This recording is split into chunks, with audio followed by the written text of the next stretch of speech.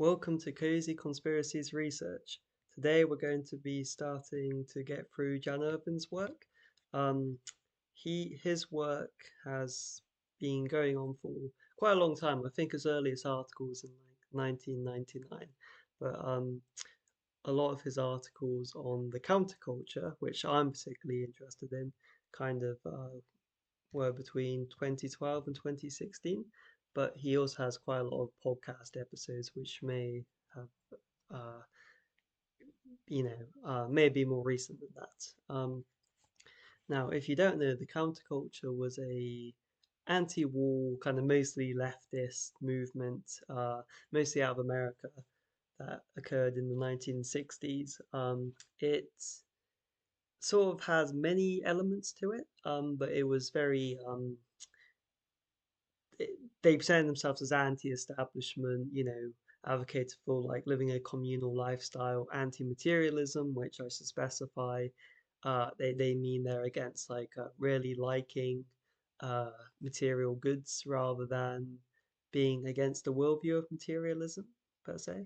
Um, and they also a lot of the counterculture was kind of based on like New Age, spirituality, though I should specify the New Age, long precedes the counterculture, like Fabian Socialist magazine was called the New Age, I believe, and you had, Theosophy with Madame Blavatsky, long, long before the counterculture was a thing. Um, Now, Jan Irvin takes the position, or has this hypothesis that despite the official narrative being that the counterculture was kind of a grassroots thing, created through by students, somewhat influenced by anti-establishment bands and a youth culture basically that's different from the culture of their parents or the mainstream establishment culture of society.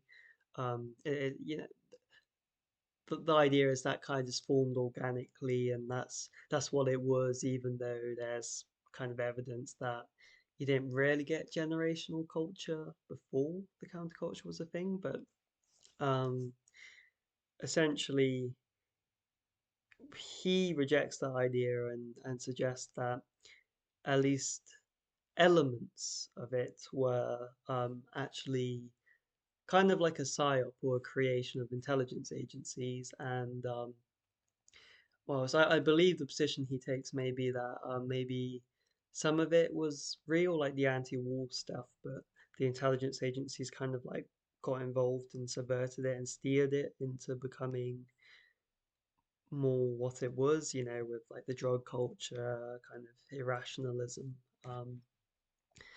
So I'm particularly interested in that because I am quite interested in the idea of all worldviews, particularly sort of leftism, being, excuse me, used as a kind of ideological technology or weapon to influence a culture. I guess I'm particularly interested in it, partially because I am, right wing, but also because leftists particularly kind of define themselves through being like anti-establishment or being the resistance to the establishment thing. So that's kind of their narrative. So I'm always interested in inconvenient evidence and whatnot that goes against these sorts of narratives.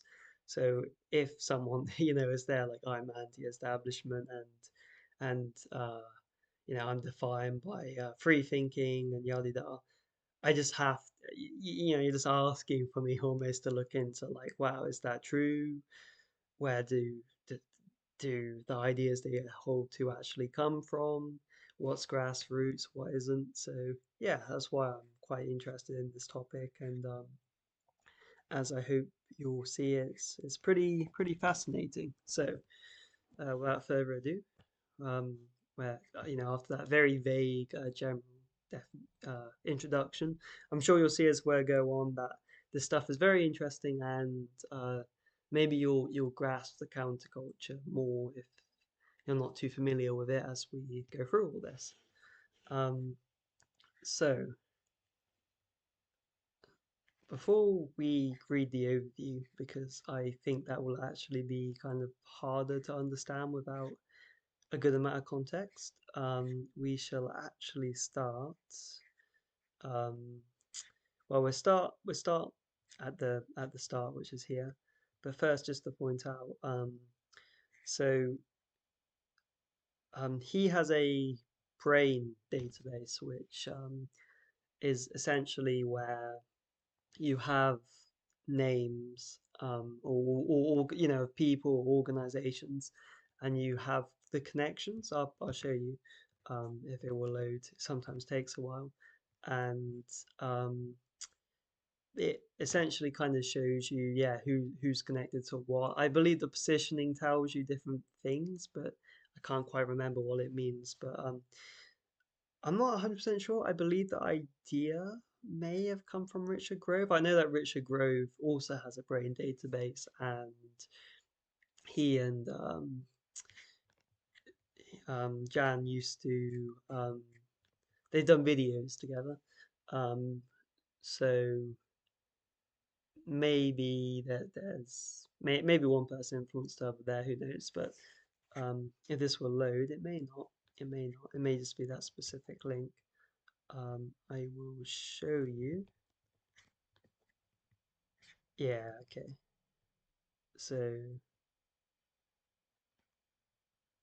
let's see if we can. This might be a better way to get there if we're lucky. If not, I might end up just downloading it.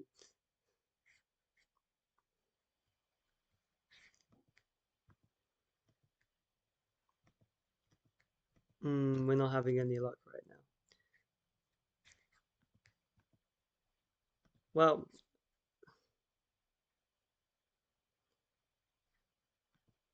you can see it here. So you get the idea. So essentially, he would have like whichever person in the middle, and then he would have different people and organizations around, and you click on that, and they become the center, right?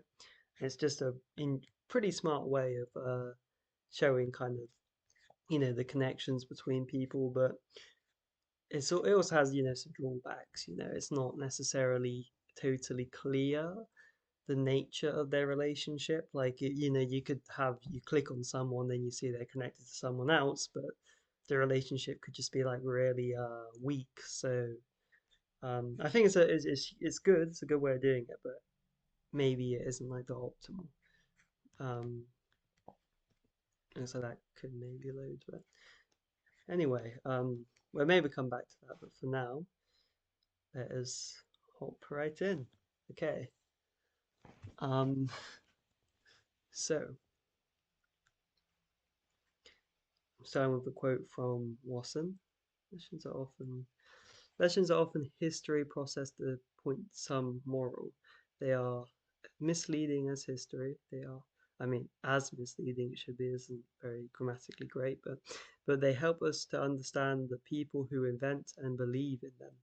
Usually, the world recognizes as legends only the outgrown cables of earlier generations. But this is merely because, believing as we do of our own legends, we do not recognize them for what they are. Um, I mean, this could maybe come in useful to show his worldview, but right now I'm not like the importance of that doesn't necessarily jump out to me. So for now, I think I shall just move on. Um, so let's talk about ethnobotany and ethnomycology. So studying myths and legends of many cultures around the world, and if these legends have been influenced by ethnogens, so psychedelics, um, that's come about. So ethnomycology. Um,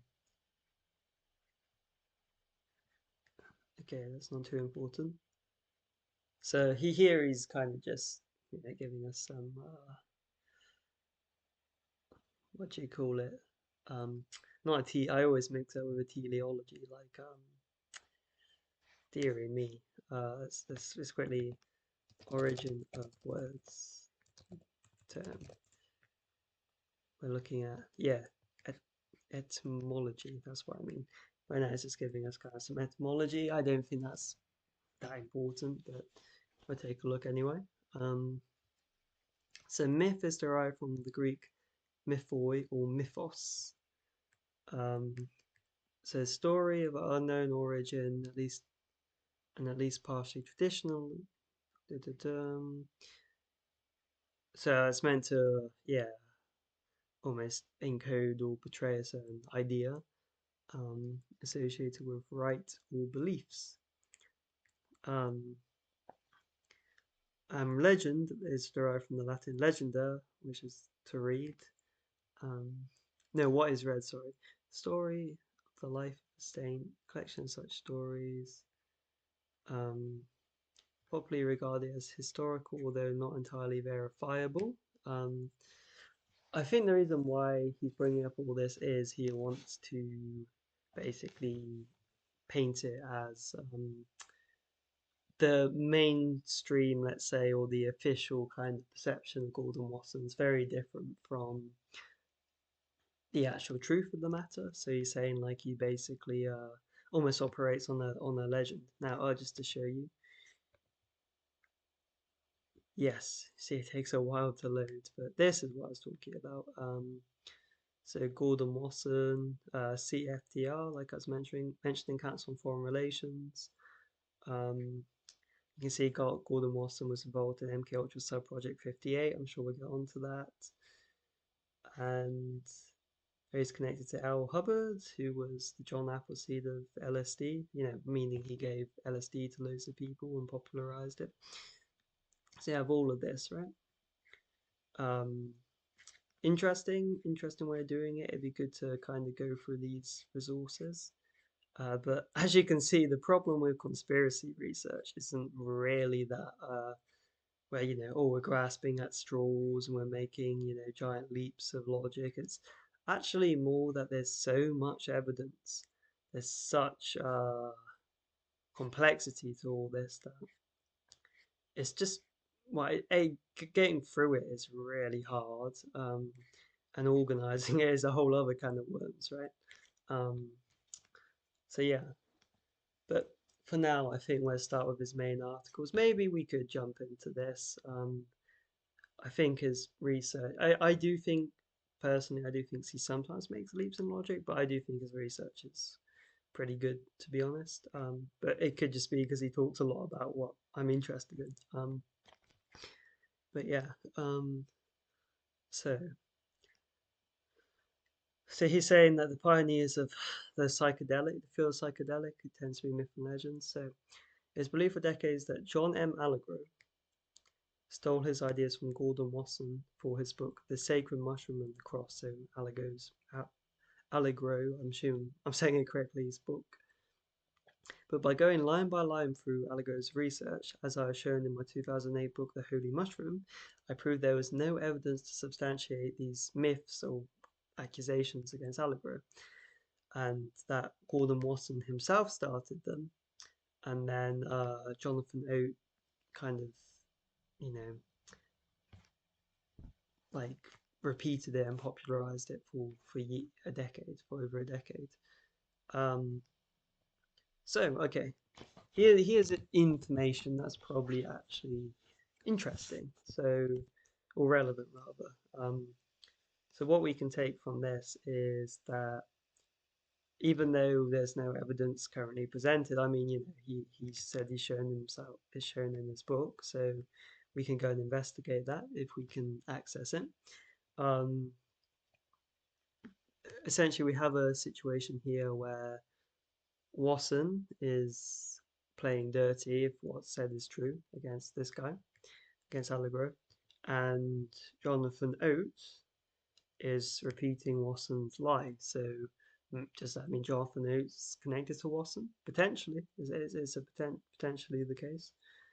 So because of that, I think what we can do is um, we can.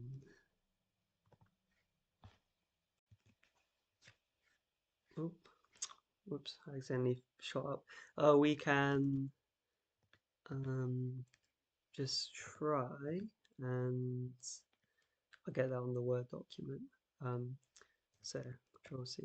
Um, so I say Jonathan Oates. Jonathan Oates, and does he actually? Let's just check. Does he actually kind of cite? No. So there's only a citation about. Um, I mean, actually, because this is here, there's maybe a chance that that citation would also include Jonathan Oates. I think it's quite likely. So we're consider that this fall should be here or here really, right? Um, so what we'll say is Jonathan Oates repeated Wasson's life for over a decade. We'll say that's claim one. Well, we'll say that's claim two. And again, let's just see. We'll put a source here, source thing here. That should be. I think I used a different red. So this one, you can see, that easy to do. Um, and we'll also say that, what should we say? We'll say Wasson apply that.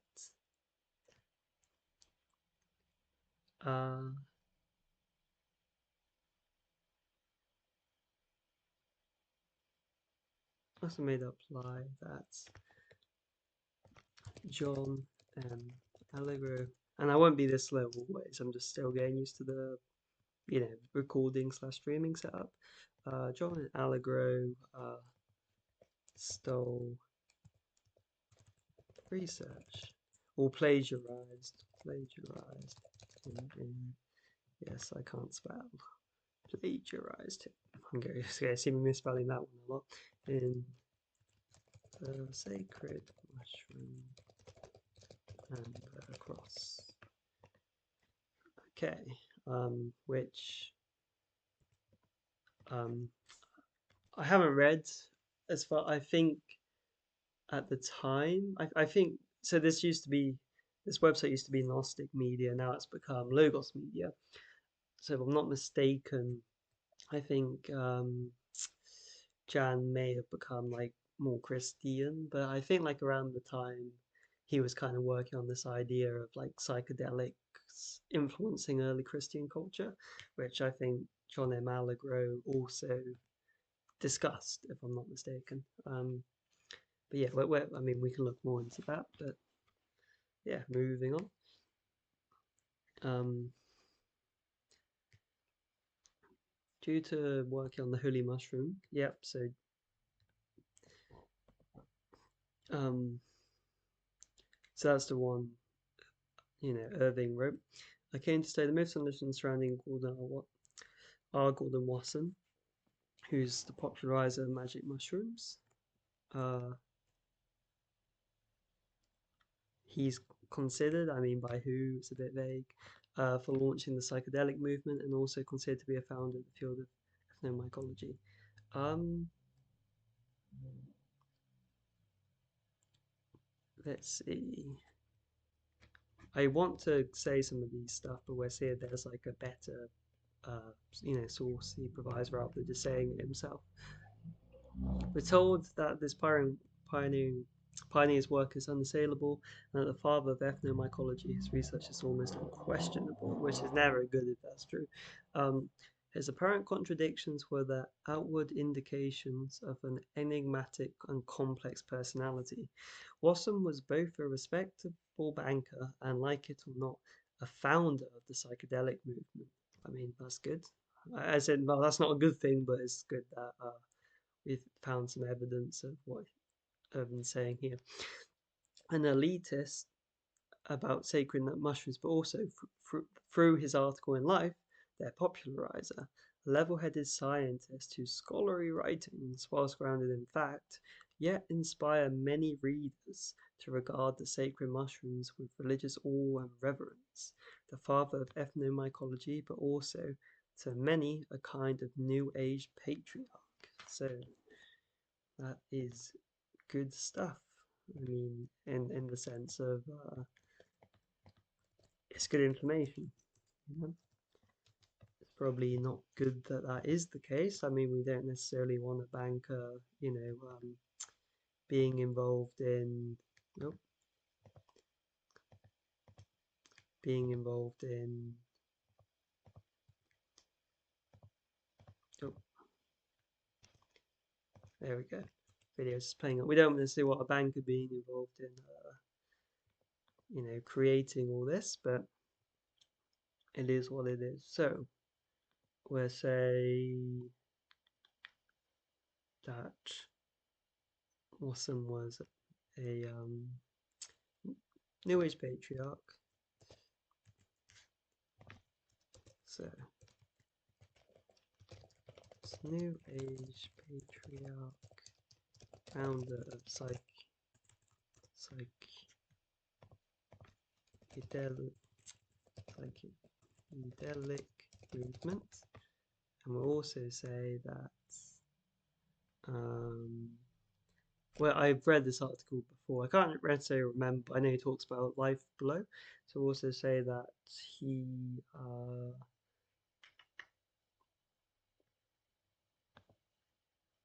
no, I think that's fine actually. And we can check out there we go. We can check out this source perhaps, see. So what we'll do is, I think because this will just bring us to the bottom, we'll have two tabs. So what was free?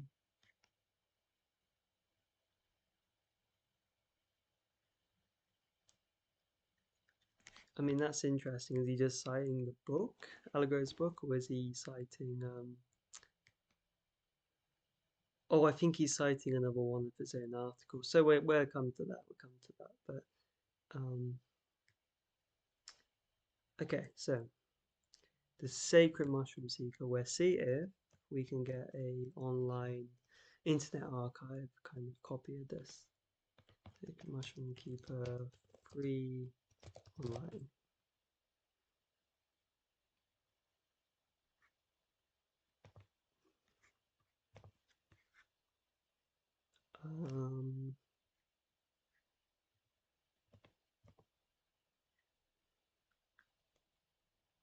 That's for Harwich, who he'll come up later, don't worry. I think it's not actually a book, if I'm not mistaken. I think the Sacred Mushroom Seeker is yeah. What is this? Journal of Psychiatry Drugs.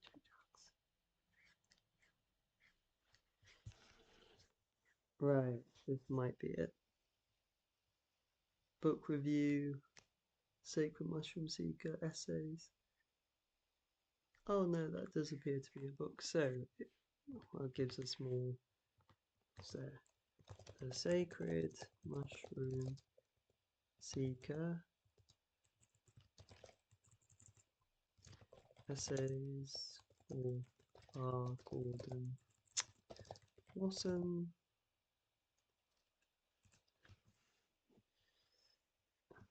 Okay, free online. We may not get lucky. Welcome's normally quite good at making stuff available, but we'll see. Oh,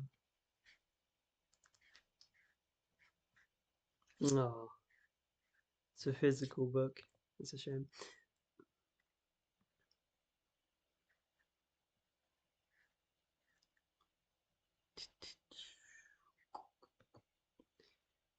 We may not be able to.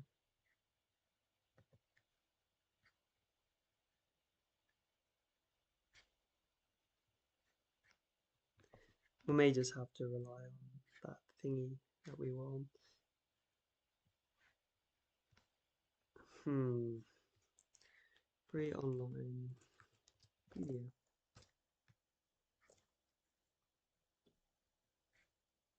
Video.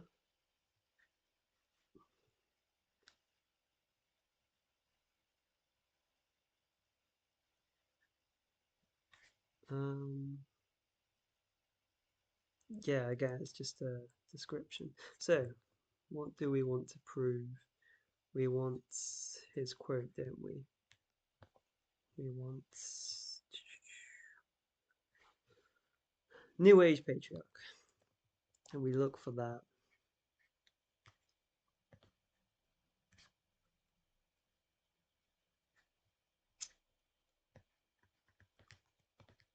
Don't know if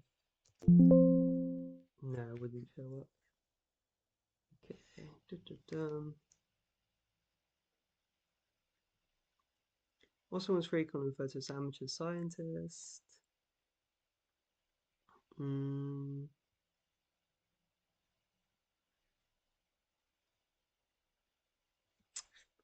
no luck.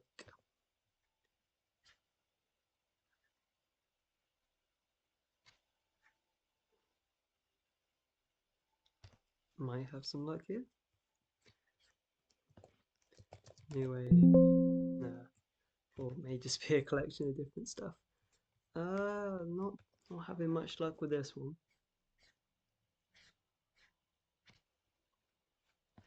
Let's see. It might actually just been in here and I missed it like an idiot.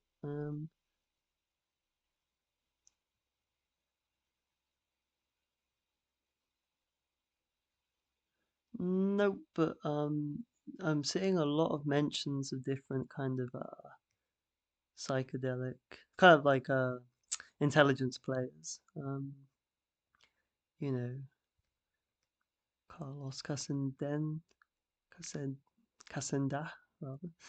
Um, okay.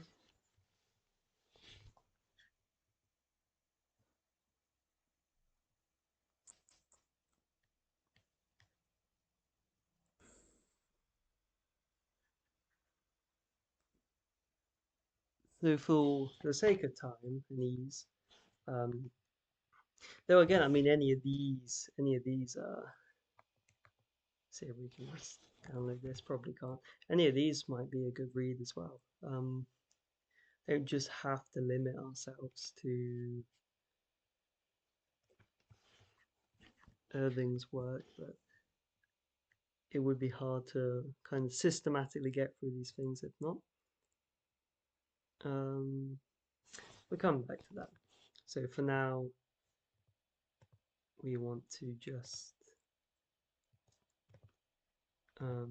yeah.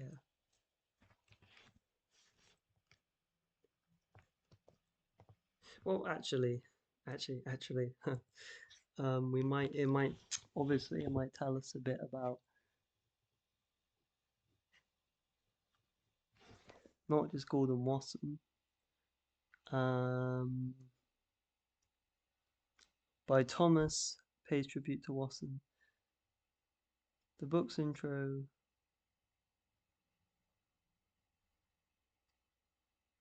I mean, okay, so look, we have someone who has they've just taken a bunch of Watson's essays, right? And they're just talking about like the general history, the well-known history, like it's no great, I'm sure we're going to see more evidence, but there's no great secret that he's a banker or that, he influenced kind of new age, uh, what do you call it, like culture. So I think we can just kind of consider that confirmed. Um, I yeah, I don't want to take these away though because no, I think we probably can. Um, because I mean, it's not like we're literally taking the exact word said. We're just taking the claim, right? and that thing we just read is a kind of claims a similar thing, right? Says he's a banker and says he's, influenced New Age stuff. Um, in fact, I think we'll go through that next before we continue. It's going to be a pretty slow crawl through these essays, but it's worth doing. So we don't necessarily know too much about the authors, but who died? He and his group were the first outsiders.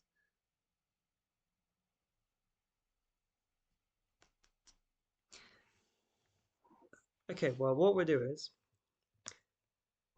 to keep things simpler, we'll read this and then we'll determine what color code we should use for the above claim. So we'll see if we can rotate this. Okay, so yes, and we should also download this. Let's go download it into a PDF file I have. Always sounds funny saying PDF file, doesn't it? Okay, so mushroom seeker essay, just like review, we call it. Okay, review by Stanley Krippner, PhD. Okay, so although his formal education ended with his baccalaureate, I actually don't know what that means. I can't lie. Um, we gotta look it up, don't we? Back, back,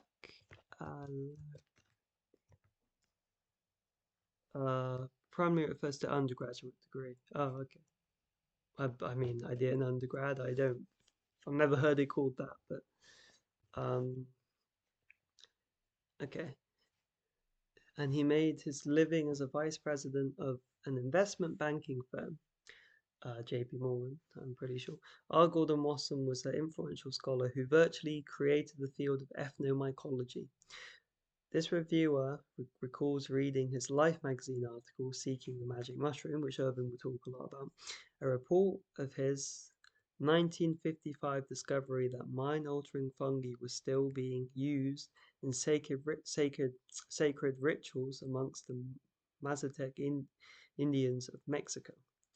A quarter of a century later, this reviewer visited Oaxaca, is how I'm going to say it. I'm probably completely destroying that, but oh well. And interviewed Maria Sabina, Wasson's guide during his initial ingestion of the mushrooms. The original stimulus for this quest was Wasson's article. Okay, so that's a good start. A lot of these names, a lot of these places and names and whatnot, I recognize. So we'll just switch back over to this. So we'll say that for now, vague information for now. And you might notice that a little thing keeps appearing. That's just how I change the screen currently. I'll probably fix that next video. Um, what we'll say is that vague information. Nope, don't want that underlined. So Wasson was, and we're on the article. There's no citations here, so we don't need to use the thing saying I haven't gone and confirmed. We'll just treat this like a potential assertion where we'll kind of see about who's saying what. So Wasson was vice president of a banking firm, okay, and Wasson Birch. Wasson, where to say created? I know there's not saying like he's the only creator, but he practically was, right? Wasson created the field of ethnomycology. Okay, So Life magazine article, seeking the magic mushroom. Uh, so Wasson released. Wasson wrote, seeking the magic mushroom. Article in Life in. Oh, 1955. Okay. Uh,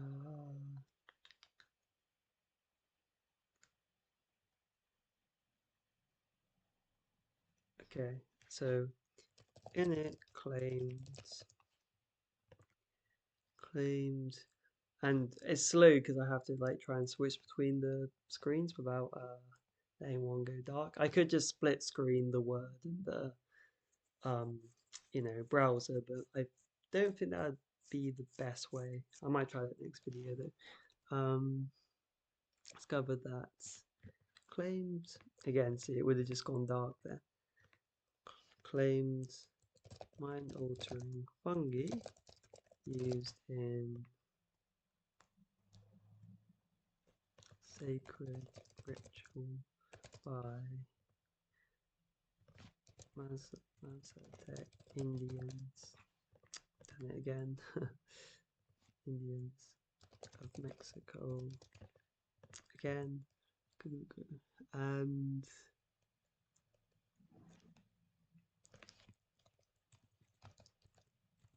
later.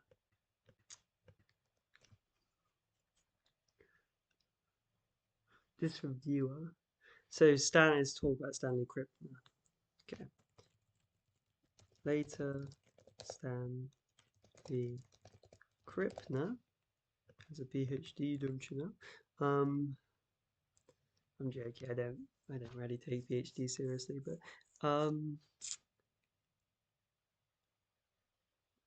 visited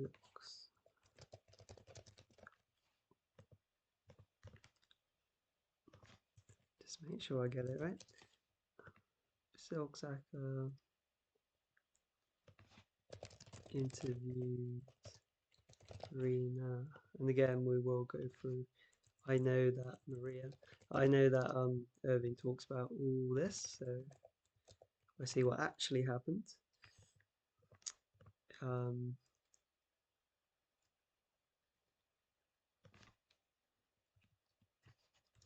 After having read Wasson's article.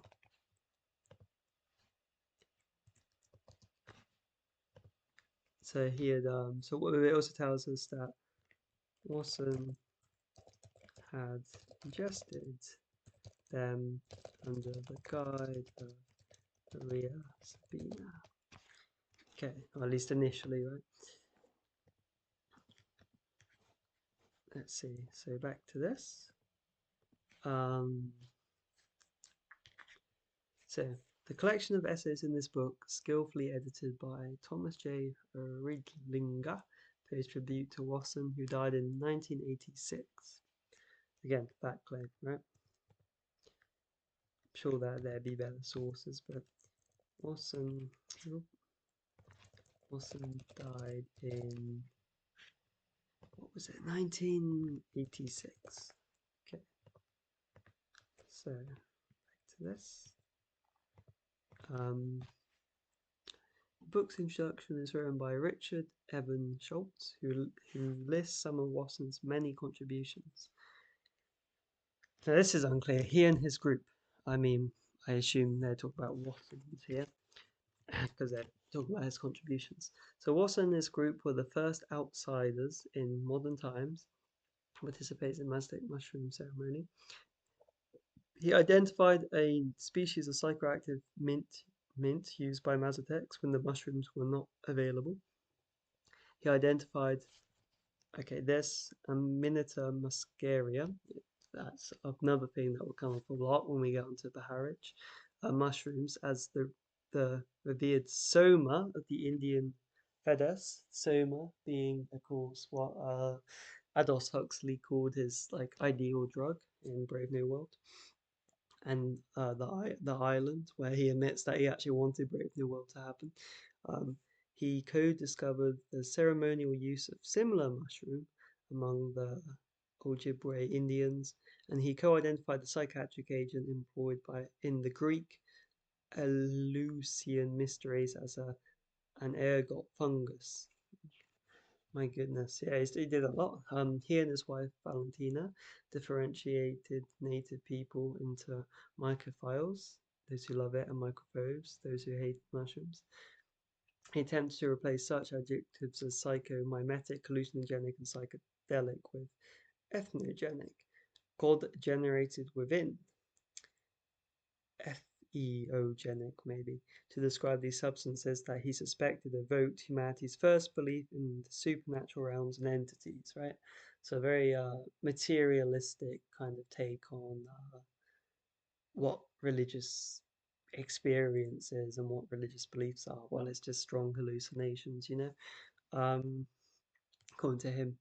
Wasson's speculations on Soma, the Eleusinian mysteries, and the role of of entheogens in evoking religious experiences are still controversial. Well, why wouldn't they be? Right? I mean, I believe in kind of religion, and I don't. Maybe to be fair, I guess you couldn't necessarily call it religious experiences, but I believe in supernatural things rather than religious, through reason, not through taking psychedelics. So, but yeah. Anyway, nevertheless, Wasson received honors from all over the world for his contributions to human knowledge. Saybrook Institute. Oh, that's for something else, is it? Well, we'll see where that comes up. Um, okay, so that's quite a lot, but that's a nice amount of information. So back to this. Again, there's the thing when I change the screen. Um, so what we say is, so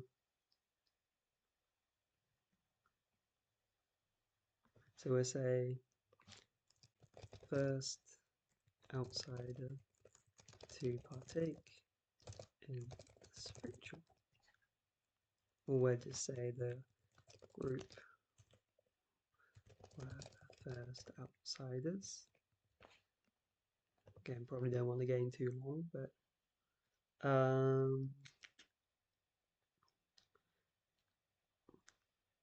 so I mean, I don't think that the mint bit's too important. We'll just try and pull out the key bit.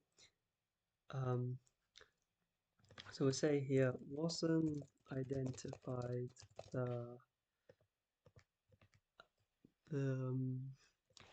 identified, what do you say, minute mint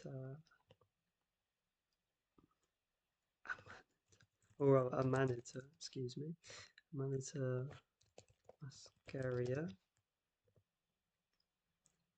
Amanita muscaria mushrooms as the revered soma of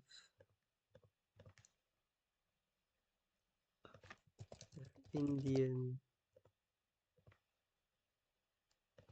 Vedas.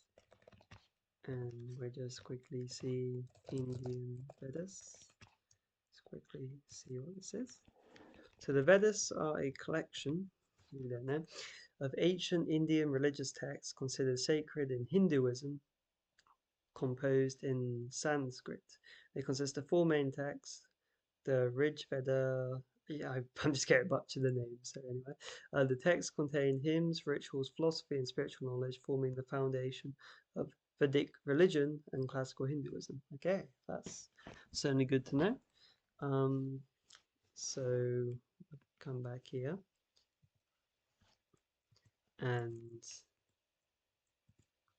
here, because we don't want to go off on too much of a trail, what I'll just do is I'll just say the Vedas is sacred, or what we'll say is four main texts making up of rituals, because hymns can be rituals, right? and philosophy, which I wouldn't distinguish from spiritual knowledge personally, forming the foundation of Vedic religion and classical Hinduism. Okay, it's good to know. It's good to know because a lot of the New Age stuff and kind of elite uh, worldview comes from was quite heavily influenced by Hinduism, to be fair, because of the British Empire's kind of, when they were over there, they took on a lot of Hindu ideas. Some even argue that's where kind of the push for the evolutionary worldview and science may have come from. But again, that's a whole other thing. Um, okay, good. And here, because I think that probably just take us to Wiki, or take us to Britannica. What we're doing is, oh, just so you can see what I'm doing. Um, I just clicked on where they got the info. Here, because I'm not looking at primary sources per se, we're just make it obvious where I got it from for future use, when I go to actually make the documents for the individuals, like a document about each individual. Okay, anything else? So that's quite important, I'd argue.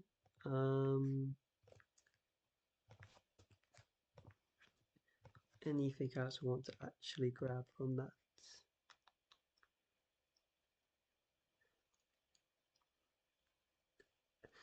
I mean, maybe it's worth mentioning the other Indians just in case we have some intelligence kind of players also being involved in them. Check where. Oop, keep doing that. Similar mushrooms discovered. Similar ceremonial. Similar mushrooms used ceremonially by them. Okay. So good. He co-identified the psychiatric agent employed in the Greek mysteries. I mean, that may kind of be relevant because I'm sure some weird like occulty stuff's going to come up there. So we'll also just say that um,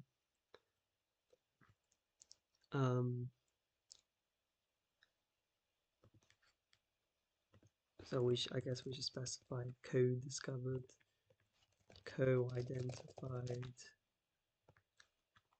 Um, that ergot fungus used in Greek, kind of wild that like is still looking at like the Greeks Luthanian mysteries.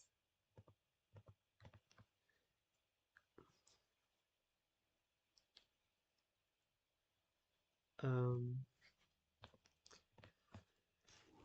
I mean, just because it mentions his wife, it shows that they kind of worked on it together. Wasson and Valentine, is it? Valentina.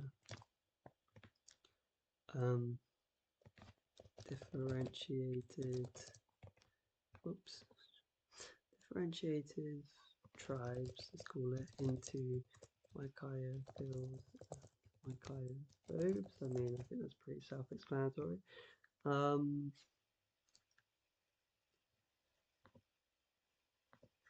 and I think the last bit's important. I mean, um, Irving has a whole essay, or a whole essay on kind of like the naming manipulation. So we'll also say here, um, Wasson tried to replace psychomimetic plus, hallucinogenic plus psychedelic with entheogenic, meaning God, meaning God generated within, as believed supernatural experience? Actual beliefs came from these. Okay. I think that's probably fine. Let's see. I haven't seen where the Saybrook Institute comes up, unless I just missed it. Oh, I see. No, he PhD at the Saybrook Institute. May be relevant. Don't know. I mean, it's in San Francisco. That's all. When you look at this stuff, anything in California, it's like, whoa, maybe part of the cult, but yeah. So the essays in this volume reveal the many aspects of Wasson's scholarship as well as his multifaceted personality. J. Christopher Brown contributed a brief but vibrant biography, noting that two of Wasson's most important books were written later in his life, namely The Wondrous Mushroom and the Ethnogens and The Origin of Religion. Michael Aldrich tells us sending Wasson an essay about Dionysius written for a school assignment. In return, Aldrich received a friendly but scolding critique.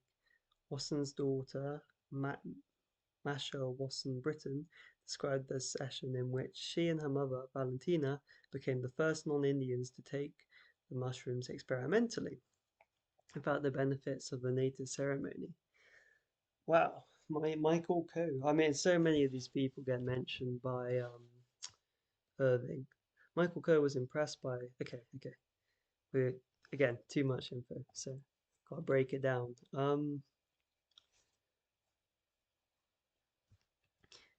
I mean, I don't know how relevant some of the authors are.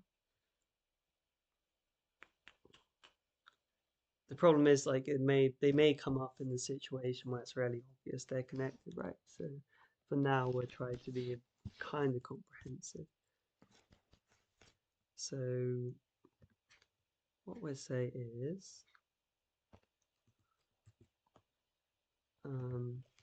we want to actually bring this to here.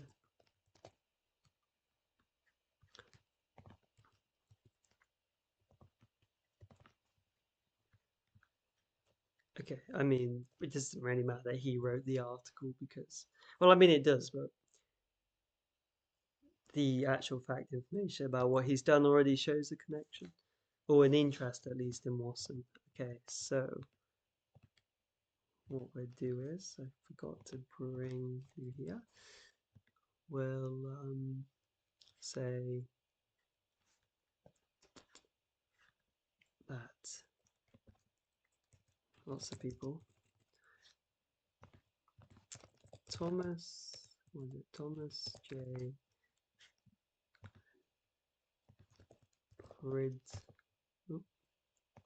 Ridlinger. So what did he do? Edited a book, Sacred Mushroom Seeker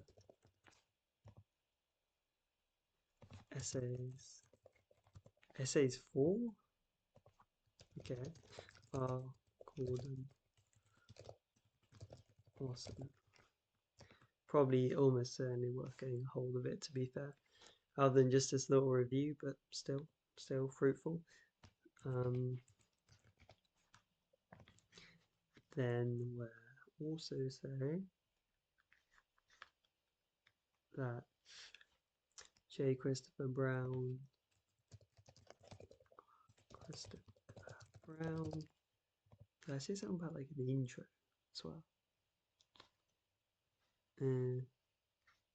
No.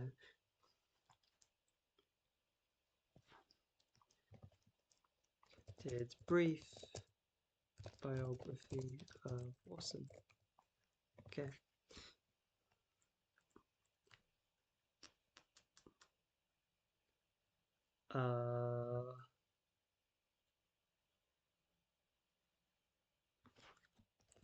Saying his later books were the most important, and then were just quickly, because I mean it's definitely worth mentioning the books, you know, makes it easy for people to, because I mean in most of these books they pretty much actually admit oops, oh, that's two separate ones. They pretty much normally admit a lot of like the elite stuff, you know, their views or their connections, and just kind of play it off, you know. No, it's definitely gens, no, gens and the origin of religion. Okay.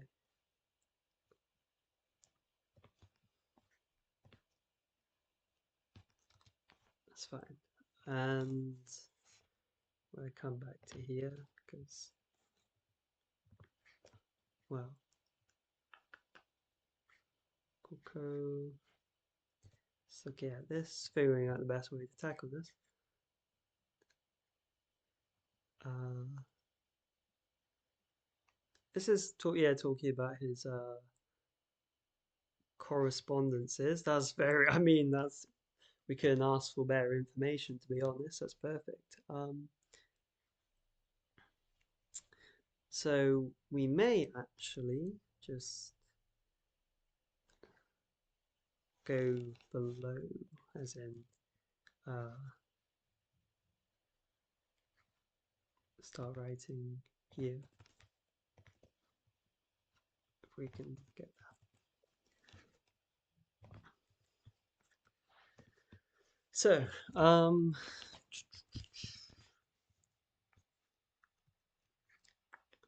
what we want is Michael Aldrich, and it's really tedious right now, but you know, as we go along and we've got these names down, the names come up again and again.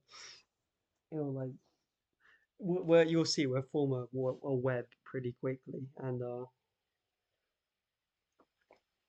it won't be hard to expand that web to kind of include very powerful people. Um, so we'll get there. We'll get there. Okay. So Michael Aldrich, keep doing that. Michael Aldrich sent Wasson essay about Diane, according to the dude himself, Dionysus,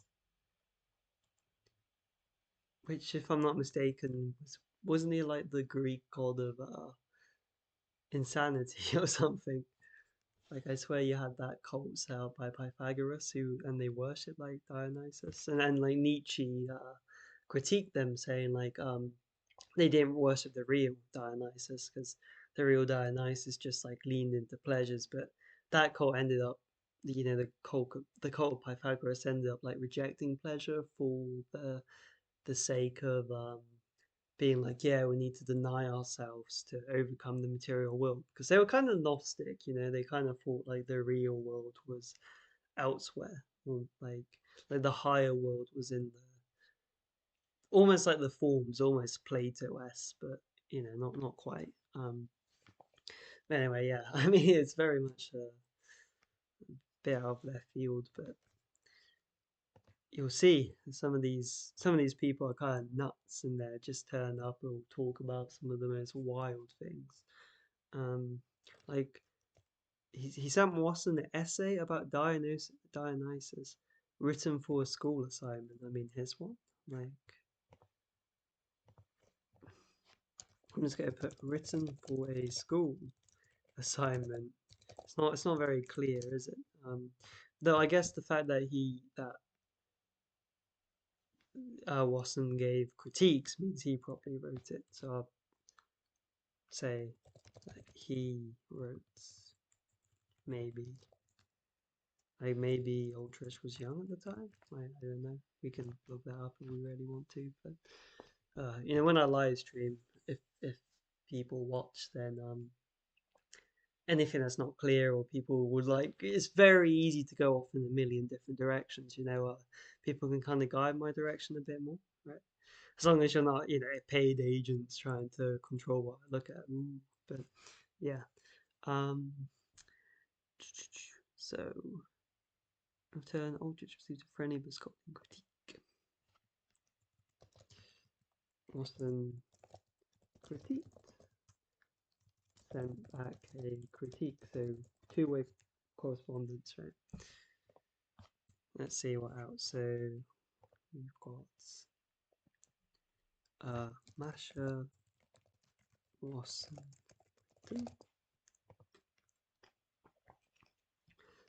Um,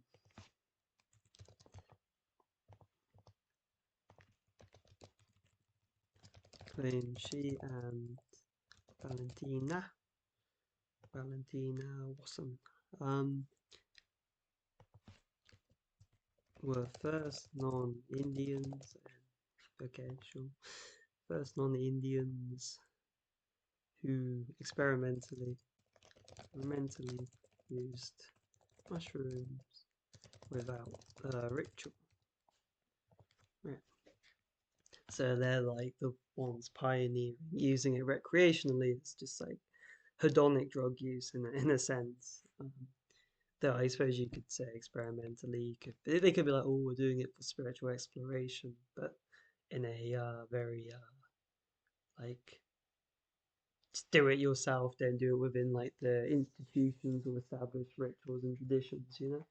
So in a way, Protestant, I guess you could say, a Protestant approach to drug taking. That's a joke.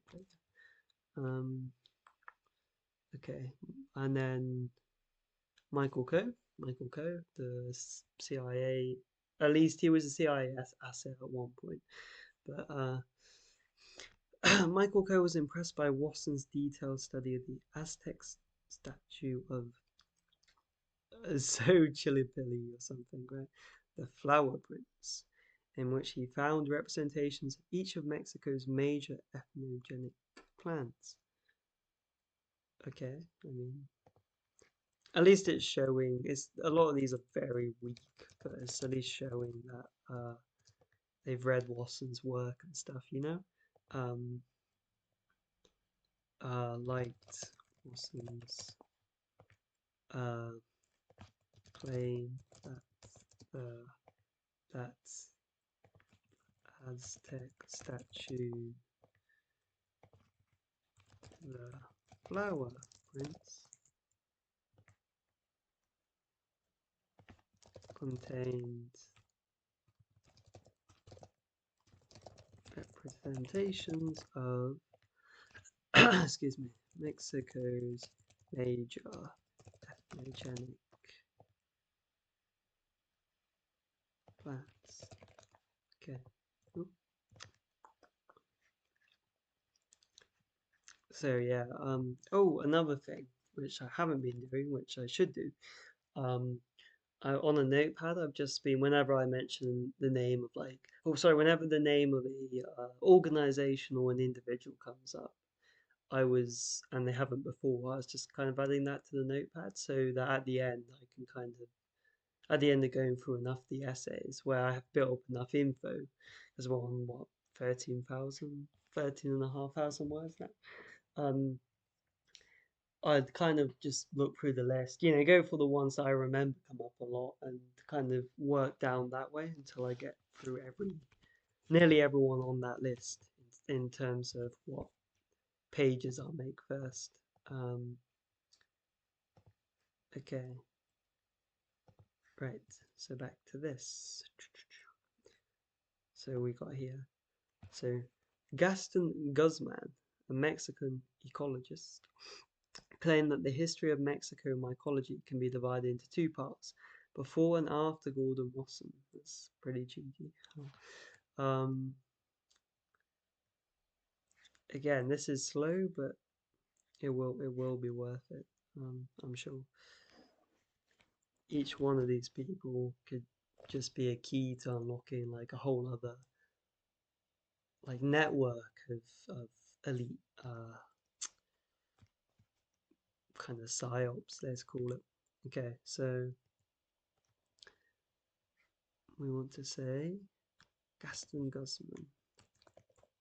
Gaston Guzman. I'm going to say Mexican. It's Mexican, right? Yeah, Mexican ecologist. Um, so mycology. So Mexican, specifically mycology, as different, fundamentally changed by Wasson, we say, yeah?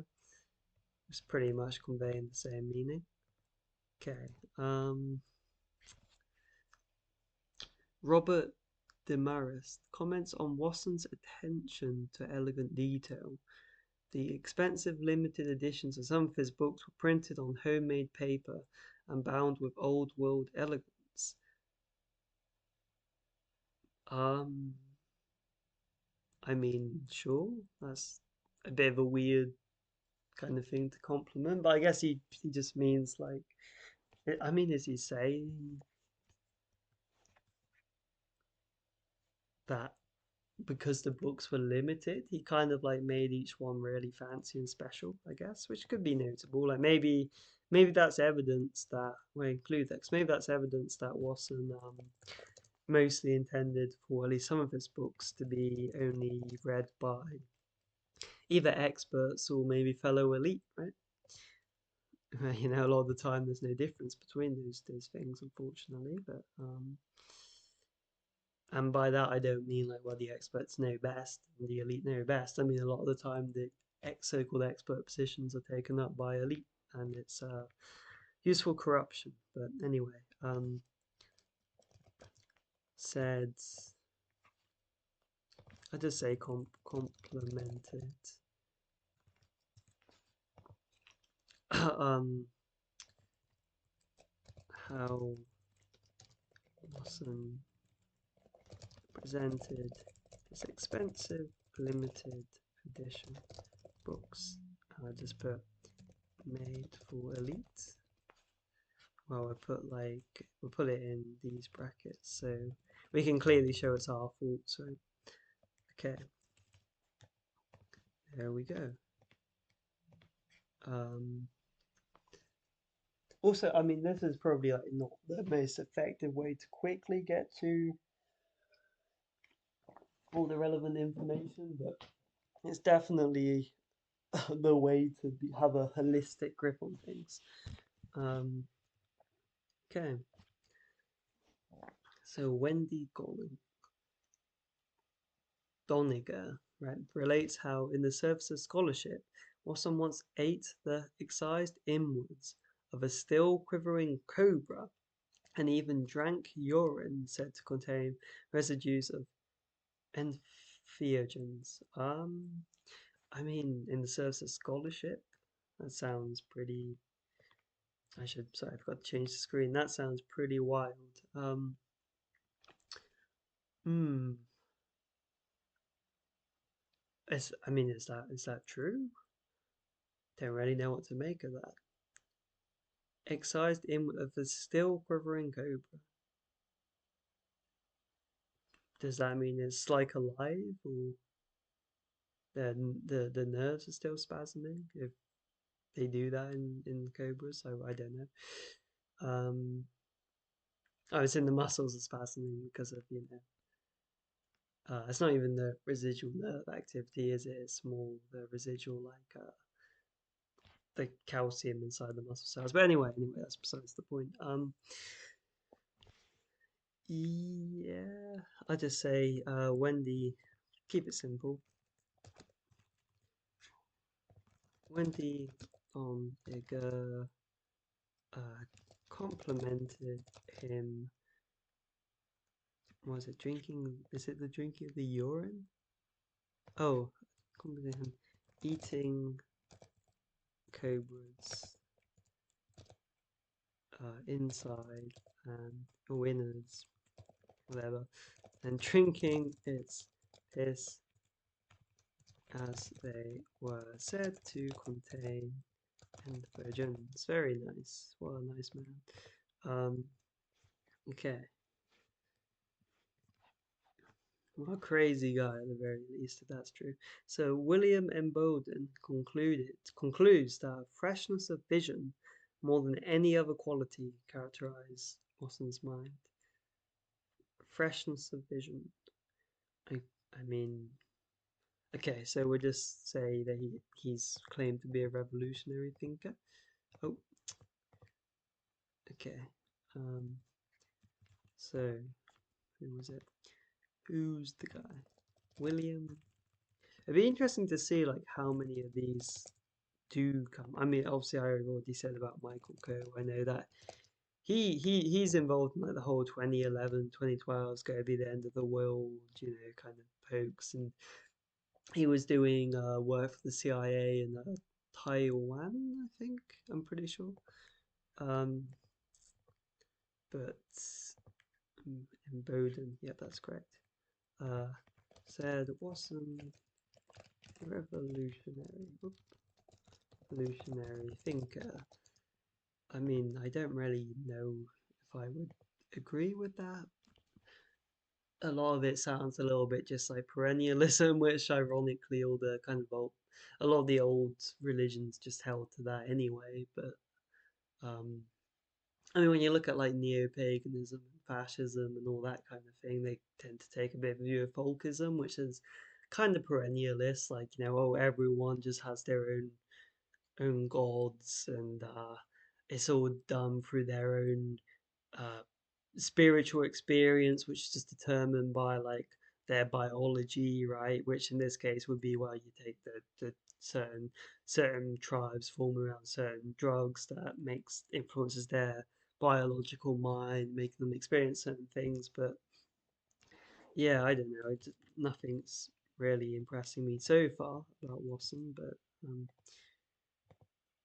you know, I mean, it sounds like he was a bit of a crazy guy, which is cool, but I mean, some of the other people I've looked into, like I keep mentioning Parrish, is just on a whole other level, you know. But okay, Peter First sounds familiar. Describes how Watson's life was changed by his mushroom experience in 1955, which led to 3 decades of field trips and library probes.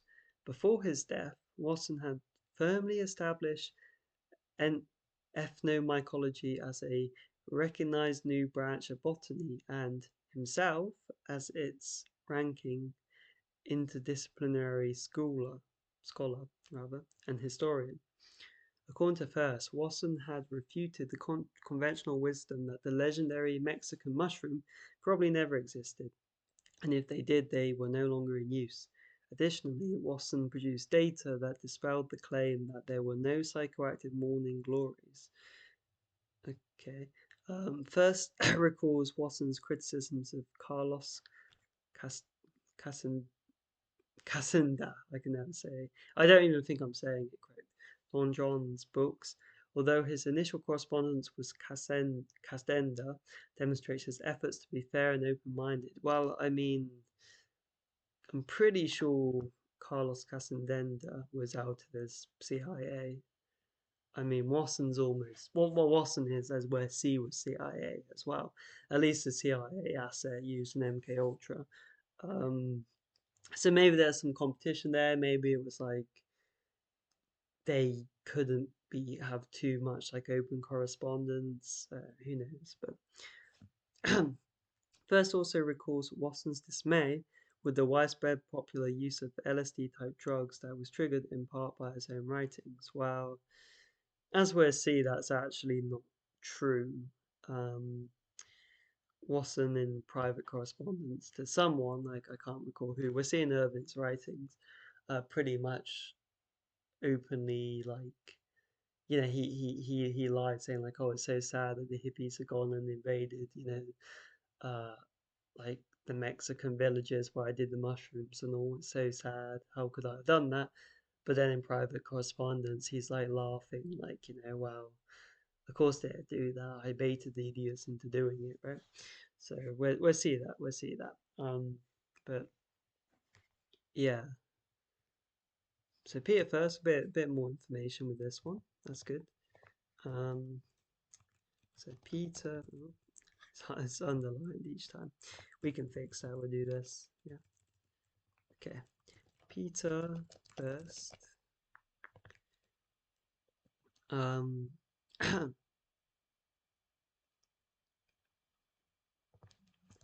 stated Wasson refuted idea that legendary Mexico mushroom didn't exist and wasn't in use today. That's kind of the relevant bit.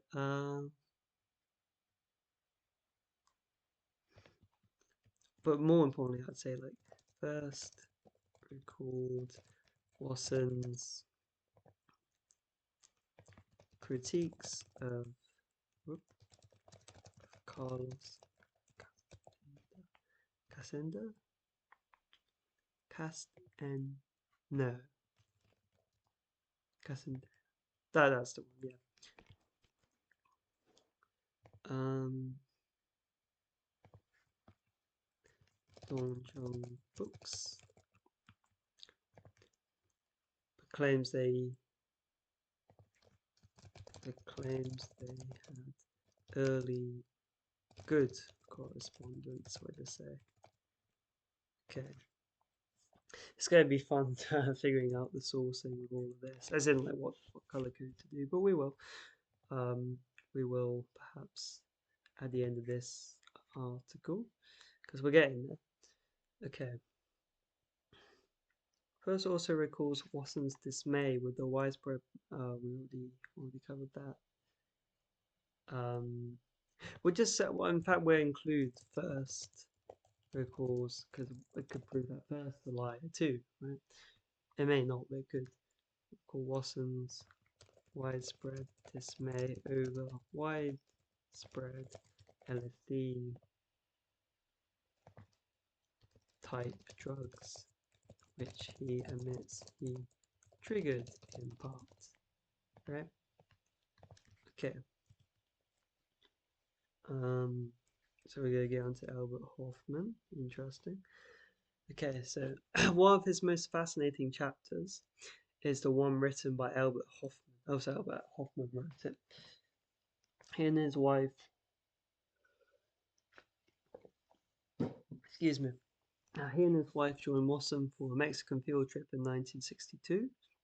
And after a series of rugged encounters with local authorities, Mexican mules, and tropical downpours, they were rewarded by participation in the clandestine Hojas de la Pastora ceremony, which led to confirmation that these psychoactive leaves were also used by the Mazatecs in a sacred way. A few days later, they visited Maria Sabina, who ingested psilocybin pills with them.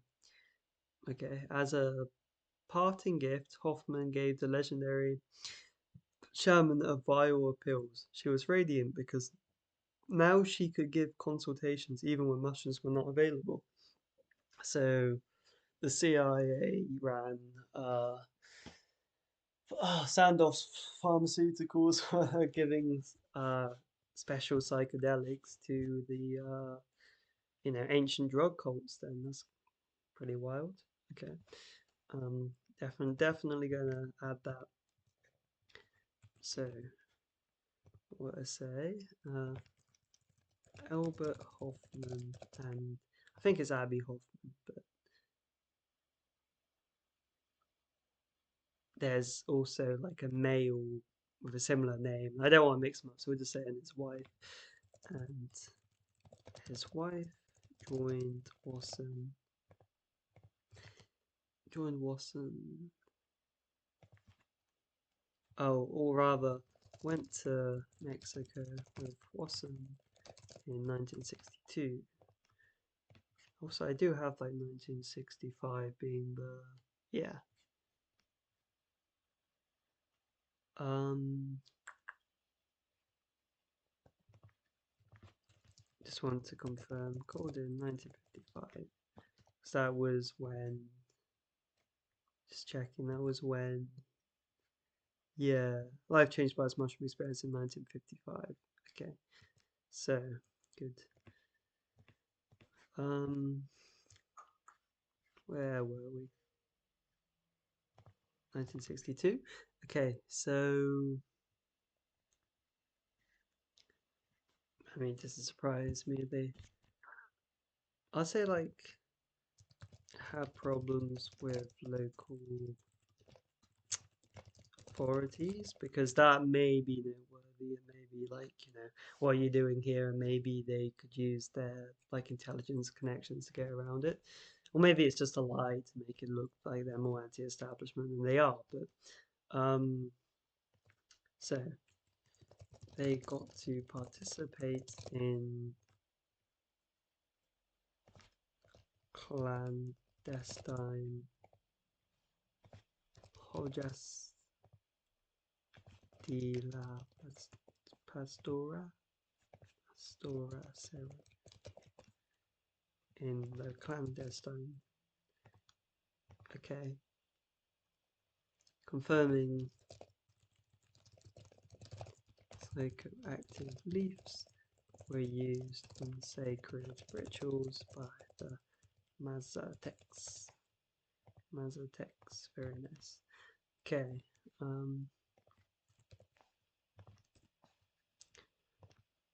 and they then visited Maria Sabrina and ingested psilocybin pills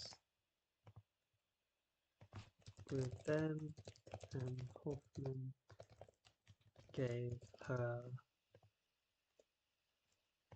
a vial of them to use. Okay, cool. Good stuff. Good bloody stuff. Getting to the end, getting to the end. Whew. Right.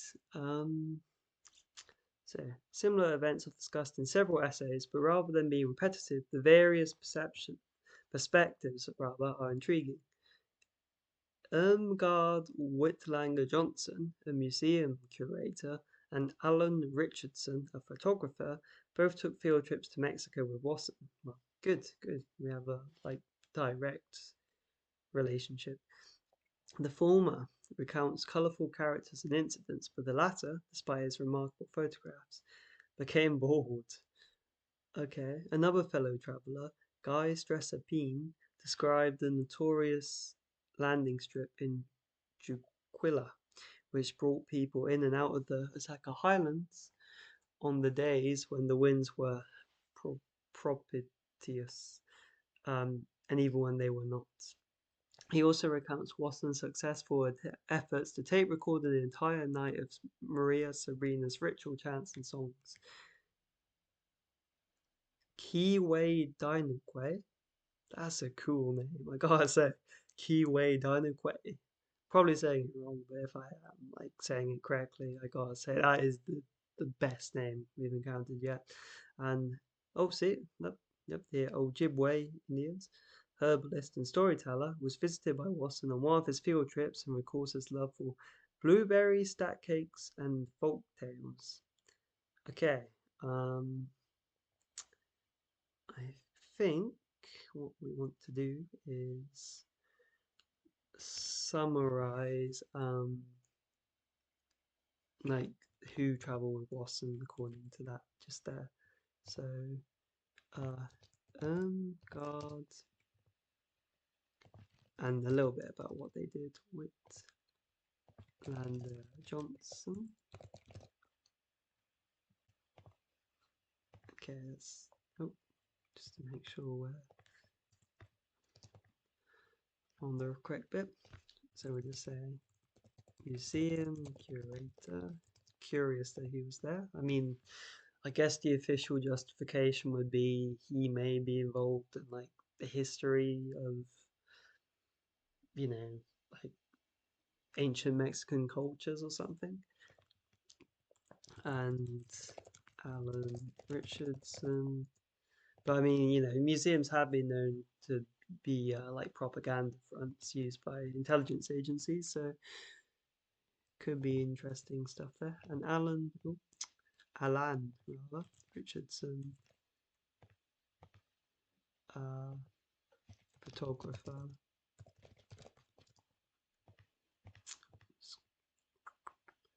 uh, went on field trips to Mexico with Wasson. Landed in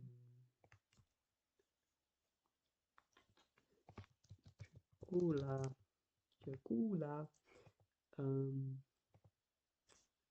Gula,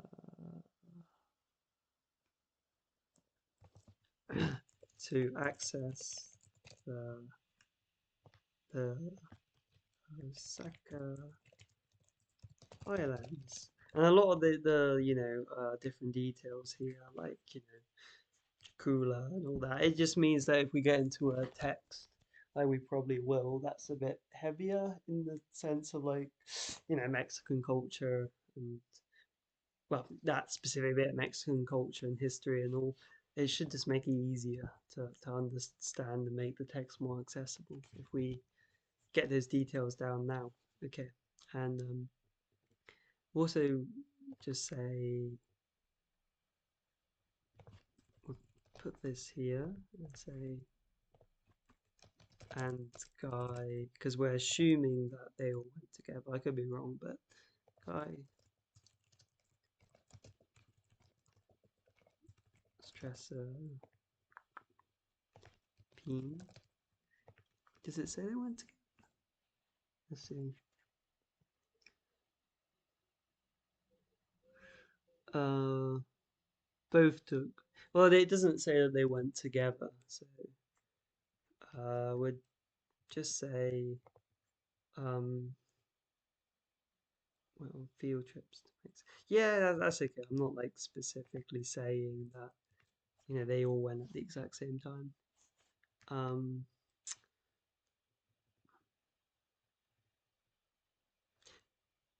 I will actually also add that Wasson successfully taped entire night of Maria Sabrina rather. Keep thinking of Sabrina Bromovich or whatever. Maria Sabrina's ritual chants and songs. I bet that'd be an interesting tape. Um, and I mean, I've seen some of the mushroom rituals. I saw again when looking at the Harwich, I saw that there's a documentary which where I get to where he went with some other CIA doctors and yeah, yeah, did like mushrooms live on camera. It's pretty entertaining. Um, but okay, and the best name Way Key Way Dino Way. And we just specify Ojibwe herbalist and storyteller.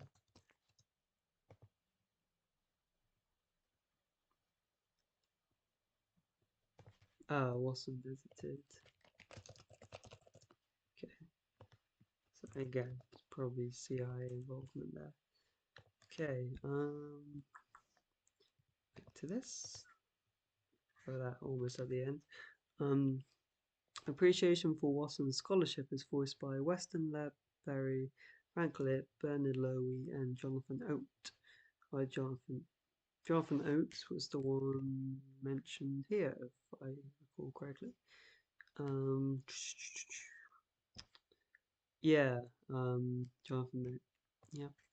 So he does have like his little fan club outlined here. So we're do that.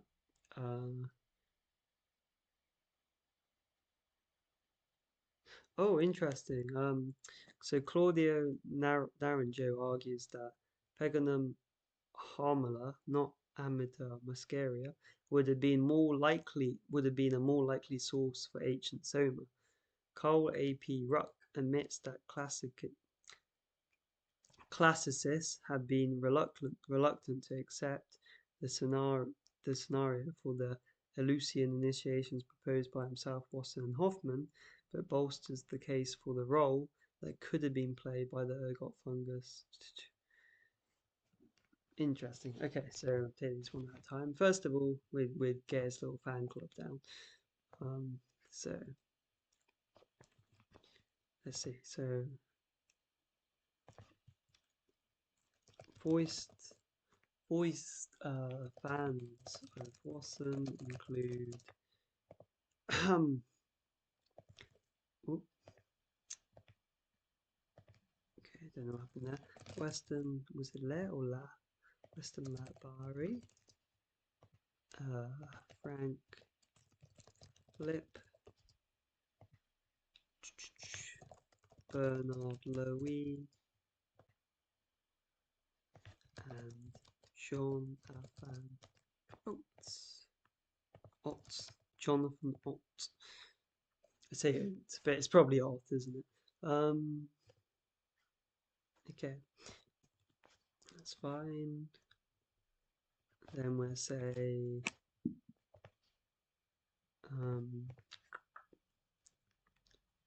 that's so Claudio, because I mean this is interesting. Let's just get his name down, Naranjo, because it's like, well, yeah, it's an academic dispute, but there may be a reason why Wasson claimed exactly particularly what he did, especially when you consider the Huxley angle with the Soma, and you have at the same time Harridge working with a Manita Muscaria for, doing experiments for the CIA and the army with it. So it's curious. Argues Peg. Who knows? We may actually become experts on mushrooms by the end of this. Hamala was more likely source of ancient Soma, not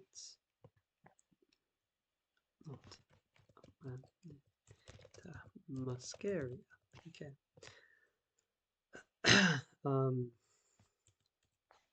Right, back to this. So just to understand this. So Carl A.P. Rock.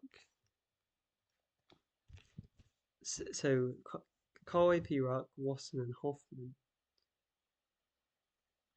I think that might be the other wait, no. Hoffman. That is probably Albert Hoffman, yeah, who suggested it with Wasson. So again, it kind of shows like, again, they're just working together at least academically. But most of the case for the role that could have been played by the ergot fungus.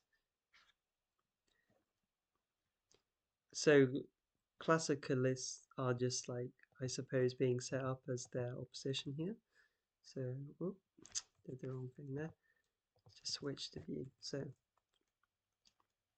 we'll split that into two. So we'll say Cole A.P. Ruck, Cole A.P. Ruck, Wasson, and Albert Hoffman, because there's another Hoffman that's similar, so you're specifying.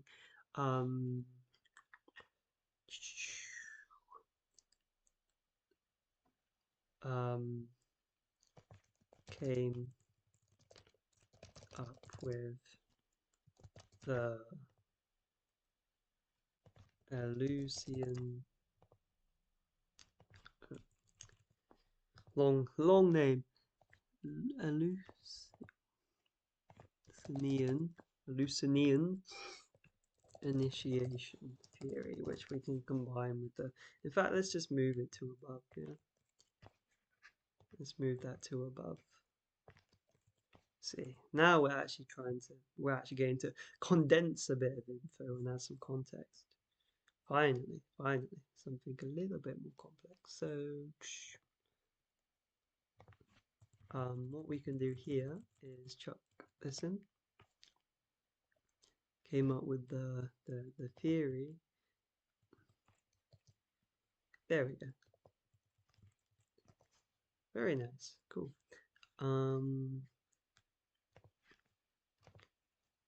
Right, so that's one element.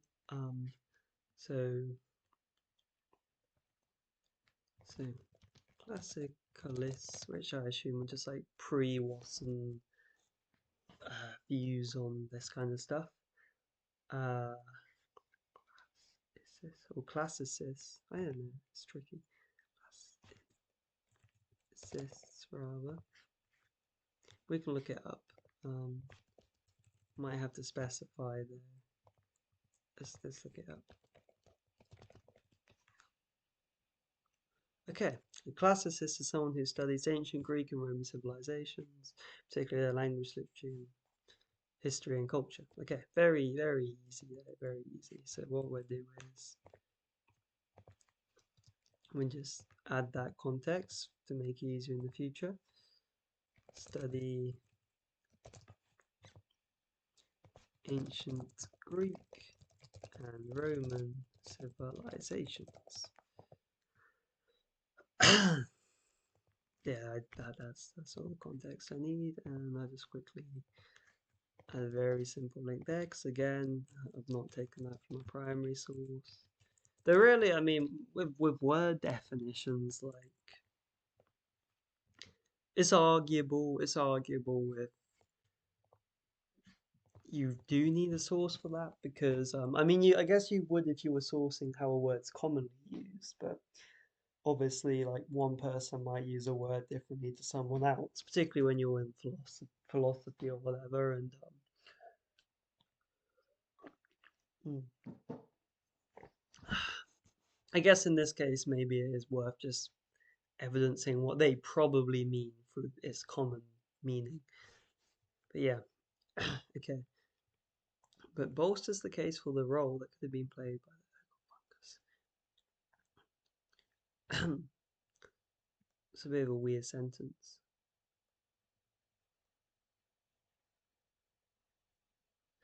I mean, Cole, so they're saying Ruck bolsters the case?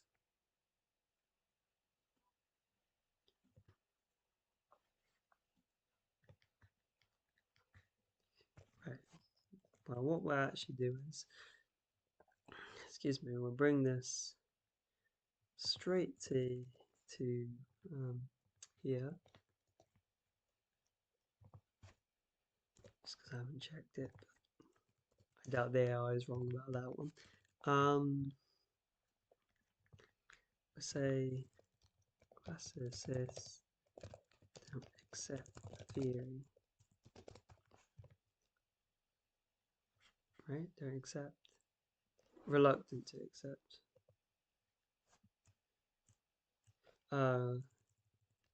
Show reluctance rather. Reluctance accepting a theory. So we'll just say rock. Rock.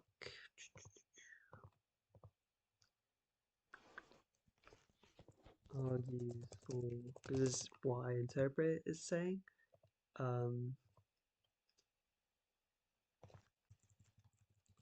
Claviceps. Claviceps. Right, claviceps.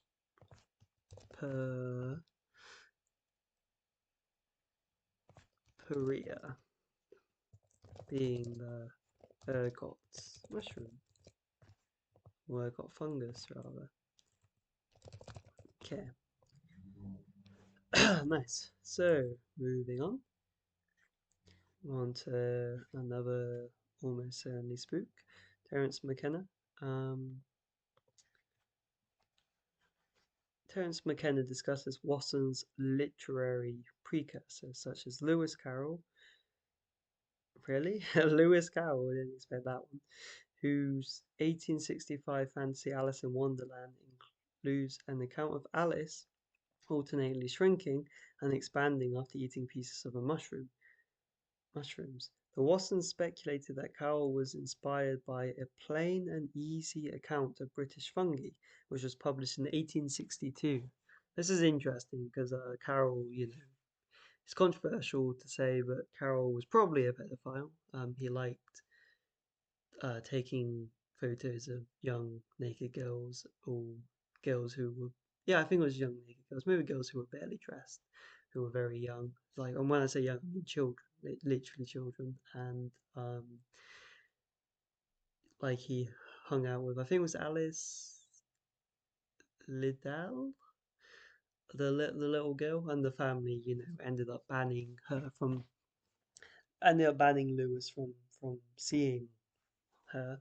So who knows what happened there, but it's just curious that yeah, a lot of this psychedelic stuff ties back to and mind controlly stuff ties back to Wonderland, and you have that like potential pedophilia element with um, Lewis Carroll. So I mean, pedophiles themselves certainly make the association or link with Lewis Carroll. I mean, one of the biggest sites, one of the biggest, not so nice sites, which I believe was like raided by the British police, is called. I think it's called Alice in Wonderland. It was just called Wonderland based on that. So yeah, I mean, yeah, the Dave McGowan, has writes a little bit about that in Program to Kill, which is a pretty interesting conspiracy book. But yeah, okay. Um, but anyway, but McKenna points out that they overlook Carol's placement of a caterpillar sitting atop the mushroom smoking a hookah. Hookah is probably not hookah, but I'm saying it like that, and presumably inhaling an additional psychoactive substance. Um, okay. I mean, there's also interesting videos to do with like an analysis of the occult of Alice in Wonderland, like in the book and the movie, like animated movie version, um, which it's very curious, like symbolism wise, and maybe I can get into that sometime, particularly if I'm focusing on MK Ultra or like ritual abuse, But anyway, the book closes with Watson's account of his own childhood. We're doing McKenna first. We'll finish up the McKenna bit. Okay, so Mr. McKenna, Mr. McKenna. Um, where?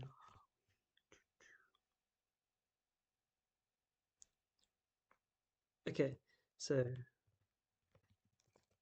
Terence McKenna. I suppose like what? Yeah, so Terence McKenna also contributed to this book. So a bunch of people got together. I see. Um, discusses how oop,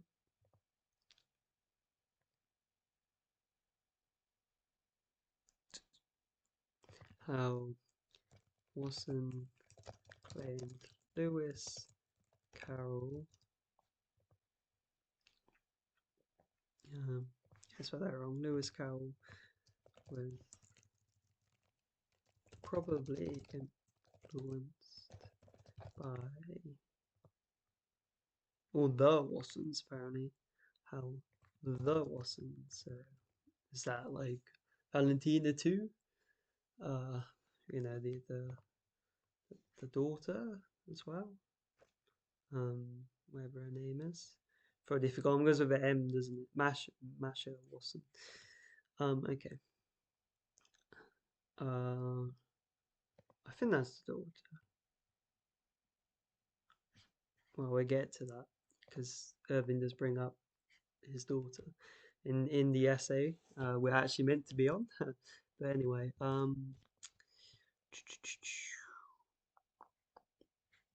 and it's shrinking. Okay, it was probably influenced by. Oops.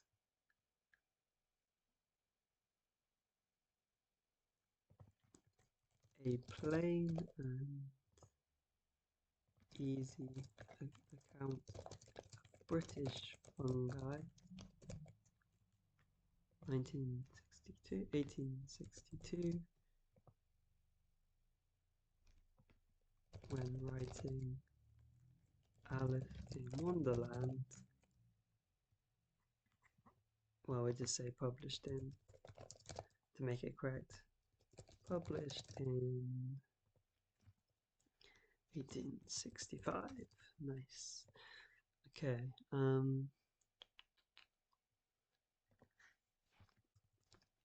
With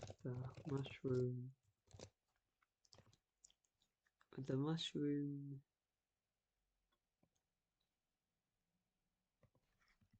changing Alice's size. Terence McKenna also points out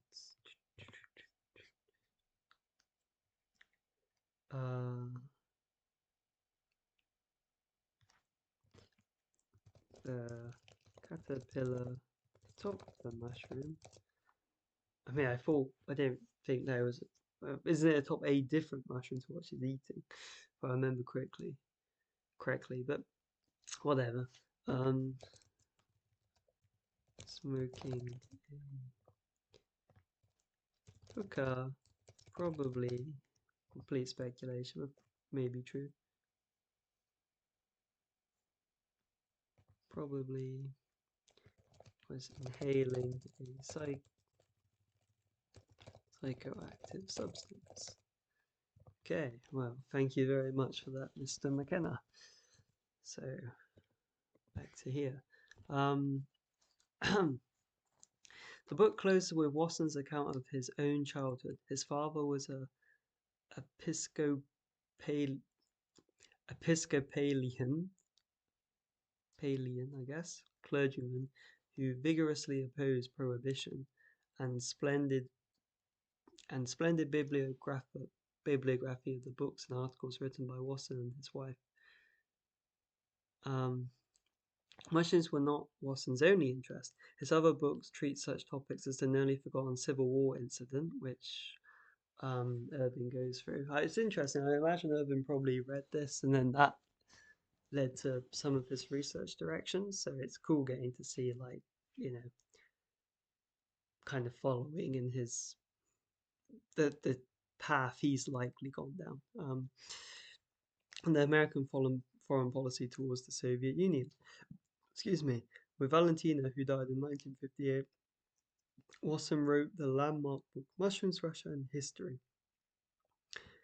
Published in 1957, it recounts the experiences in Mexico and explores the significant role played by mushrooms in Russia and the Old World. So, yeah, they tried to, again, make the mushroom psychedelic cult thing also like Russian history, not just Mexico history. Um, John Halifax, Joan Halifax, reflects on that book's luxurious production, noting that he had a passion to produce books of both aesthetic and scholarly value. So another person commenting on that. That's kind of curious. Like maybe he's trying to make it almost seem like really grand, fancy books. I don't know. Maybe religious books, but maybe the old world aesthetics don't necessarily point to that. Who knows? Who knows? But this concern is matched by the care and compassion of Wasson's friends and colleagues, and is evident in this handsome tribute to the sacred mushroom seeker. Wasson would have been pleased. I'm pleased. I'm pretty glad that we have a way of seeing, just who was inspired by him and who he hung out with. Like, because if we can prove that he was CIA, which he almost certainly was, then, I mean, I'd say it's certain that he was. It kind of gives us a nice, easy place to look for other potential agents, right? But anyway, okay, let's get this last bit down if we can. And then we got to figure out kind of what color coding we're going to do. I normally color code as I go through, but I thought I wouldn't with this one because I was trying to figure out exactly the nature of the text we were looking at. So, his own childhood. So, Wasson's father was an rather co already messed up, didn't I? Let's try that again. Copalian clergyman who vigorously opposed prohibition. Okay. I mean, based question mark. But anyway,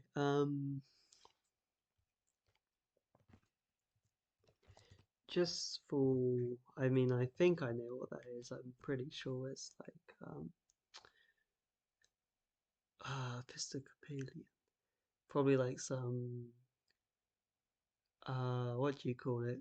You know, like the not charismatics, but almost like evangelical sect. I'm probably wrong, but we'll see. We'll see. Let's take a look. Like I'm not, pretending to know everything. The point of these videos is just to show the process of the research, and show like how quickly everything can start to connect, even though it appears like it's slow at the moment. Right. Episcopalian is a member of the Episcopal Church, a Christian denomination that's part of the worldwide Anglican Communion. So that's interesting. So obviously Anglican's English, but it has branches in the United States. So that's interesting because where are we? What have I done? There we go. The whole let's come here. The whole British elite element to things, and the whole um, I think that there's a lot of nuance there, but there's also potential cases of British or at least UK Christian denominations subverting elements of American Christianity. Like you have some people would say that dispensationalism comes from um, I can't recall the names off the top of my head, but I think like certain English Christians who took on the work of this Jesuit guy who was pretending to be a you know someone who was a Jew who converted to Christianity, but it was actually just a Jesuit who wrote it. But I mean, that's a whole other kind of worms to get into sometime. Um, so yeah, so we'll just make it clear. We'll make it clear again for future reference. So put the wiki link here of what that is, and we'll say that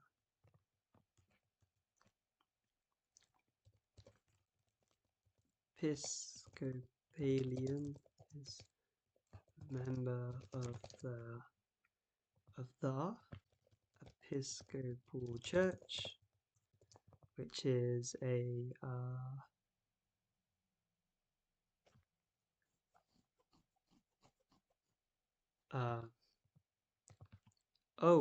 that's interesting. So also called the Protestant. Here we go.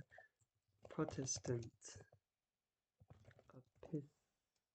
Episcopal Church in the United States of America.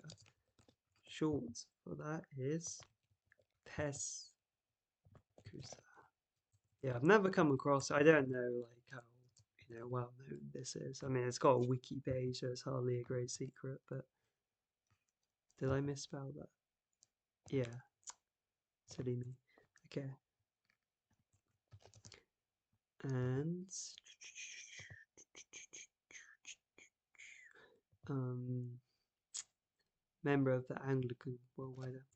So member of Worldwide Anglican Communion, and that's all I need to know for that. Because I mean that'd be a very interesting thing to look into. See if they're known for ever doing like psyopy things, perhaps. But okay, so yeah, put that there, and here where we say that, what do we want to say? We'll be talking about American foreign policy of the Soviet Union and the whole Civil War thing. So, actually, what we're saying is Wasson had interest in American foreign policy towards the Soviet Union, and that's going to be quite potentially important because at the one of the main things at the kind of center of the counterculture is the oh, what's it called? What's it called? Ah, I can't go forgetting that. That's one of the main things. If we just quickly look at New Age Retreat, embarrassing if I forgot this one. America. Esalen Institute, of course, Esalen Institute, right? And that was quite well known also for hosting both people from the United States, all from around the world, including the Soviet Union. So a lot of pro-Soviet subversives, kind of went there and was promoted there. Um, in fact, they're kind of probably part of the push to, a lot of powerful people during the Cold War, like I said, were like powerful foundations and stuff were working on actually trying to merge the United States with the Soviet Union by subverting the United States to make it more complementary to the Soviet Union. So that's interesting. Obviously, they didn't go with that approach in the end. They went with let's just subvert the ex-Warsaw Pact countries once the Soviet Union fell, probably thanks to people like Zbigniew Brzezinski. But yeah, so much to cover, in the future. So where are we? I keep clicking off by accident.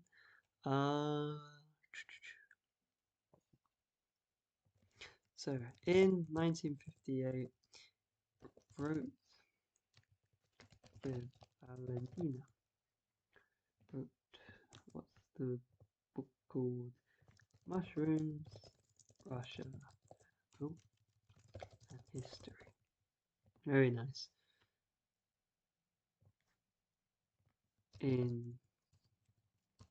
Published in 1957 with Valentina, who was from Russia, I believe, but again, we'll get to that. The current experience in Mexico's explores role of mushrooms in Russia and the Old World. Old World is normally very speculative history, let's just say, but yeah. I'd be interested to see if he was involved in like any of the, kooky, occult, pagan-y, like Atlantis stuff. Because I know like people like the Harwich were. Anyway, okay, and finally, John Halifax, ending with a rando called John Halifax. Joan Halifax, even.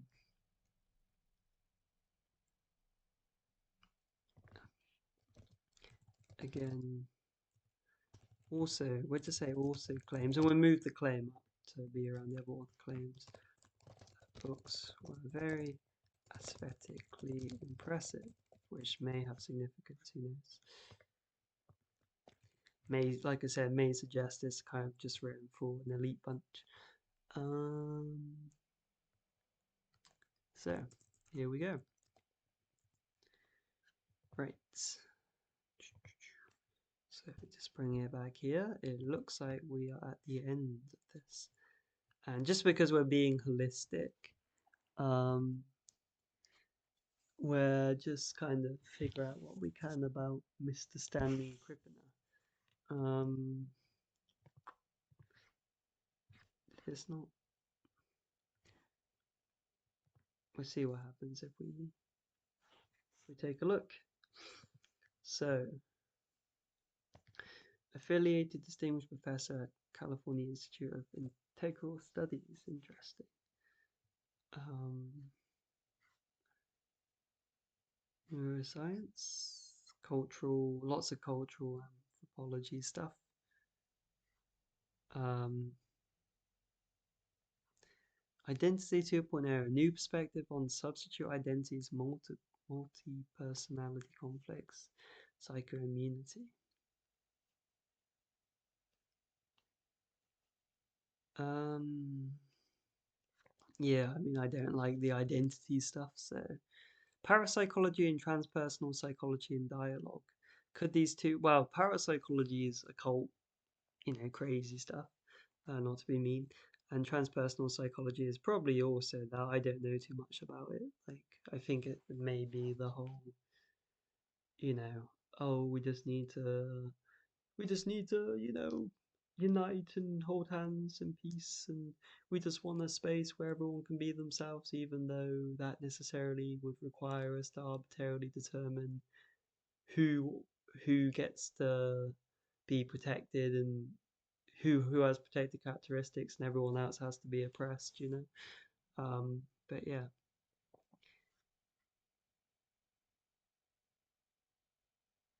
interesting anyway that in a very interesting set of different things he's looking at. Hmm. Some of it seems good. Like, obviously, I would be against trying to stop people from committing suicide. Um,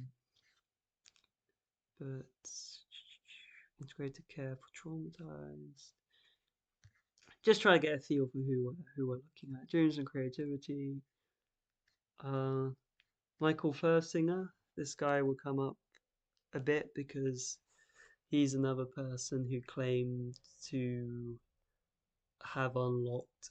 He claims to have built a device that allows people, it like blocks certain, what do you call it, like electrical activity in the brain to allow people to have extrasensory perception and like.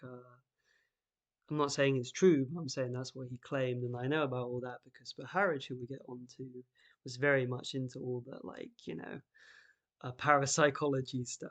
Um, Remote viewing. Okay, see, that's curious. That's curious. So Walter Freeman, free. Walter Freeman, free. There's probably a different to the Walter Freeman I'm thinking of, but yeah. It could be quite interesting to look into this guy, potentially see if he has any intelligence connections or what. But and also just look at his work anyway. I mean, the Arab Springs, like that's 100% just CIA. Early color revolution testings. Um, but yeah, it's kind of taking all this in. Quite interesting. Very curious. Encounter with a wizard. Meet a general system theory, cybernetics, in other words. Um, yeah, an Eastern manifesto. Meditations on a Buddhist skeptic. I certainly would be quite against that. While his skepticism is not about Buddhism, but about the dogma of materialism. Well, I would agree. I'm against materialism, but I don't necessarily think Buddhism escapes materialism. But anyway, yeah, curious guy. Maybe he's just drawn to topics that are perceived as, kind of different or like counterculture or whatever. Or maybe he's a subversive. Who knows? We'd have to look a bit more.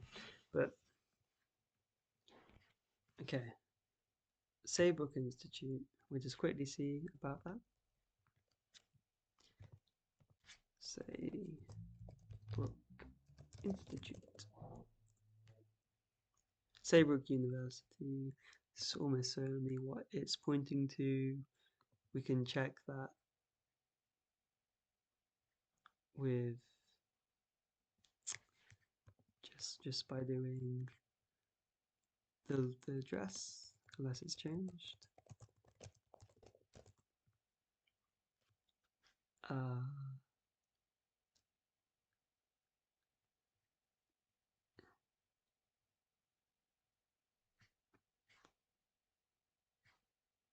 It's free. I mean, maybe the uni used to be there.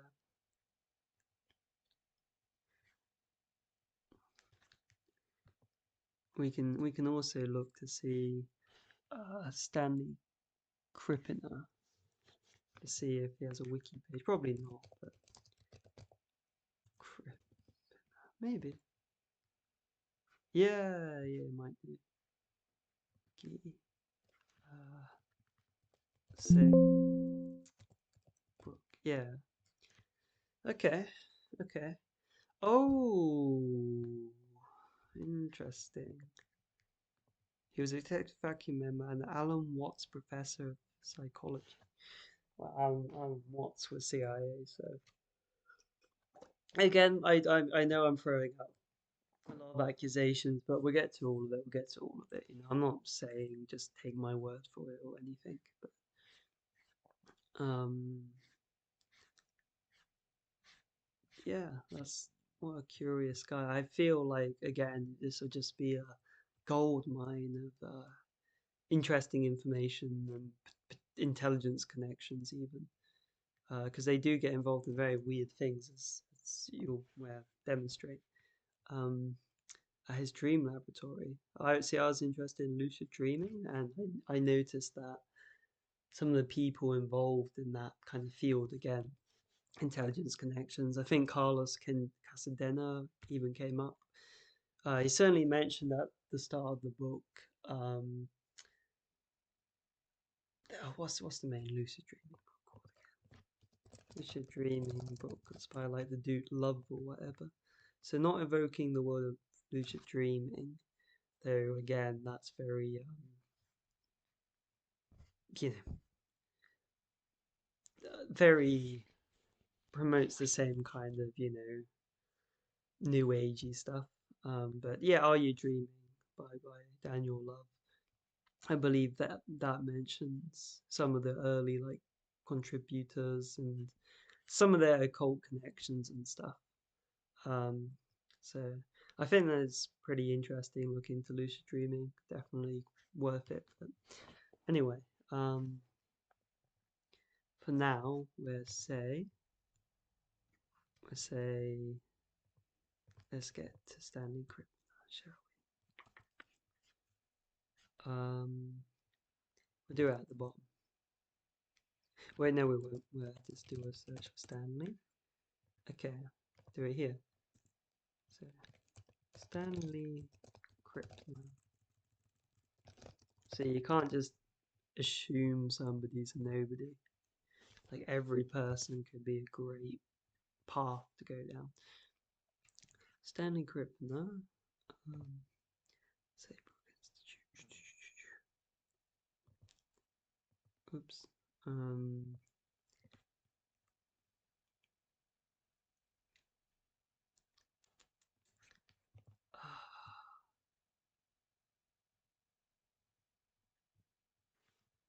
Is the I mean, we don't really know what he was at the time, right? Um, we'll just say executive faculty member. Executive faculty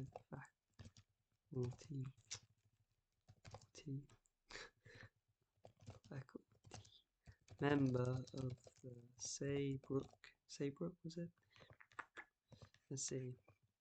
The Saybrook University. Saybrook University in Oakland, California. And again, a lot of this sounds familiar. I can't quite think from where, but a lot of the kind of spooks hang out in the same area, you know. Um,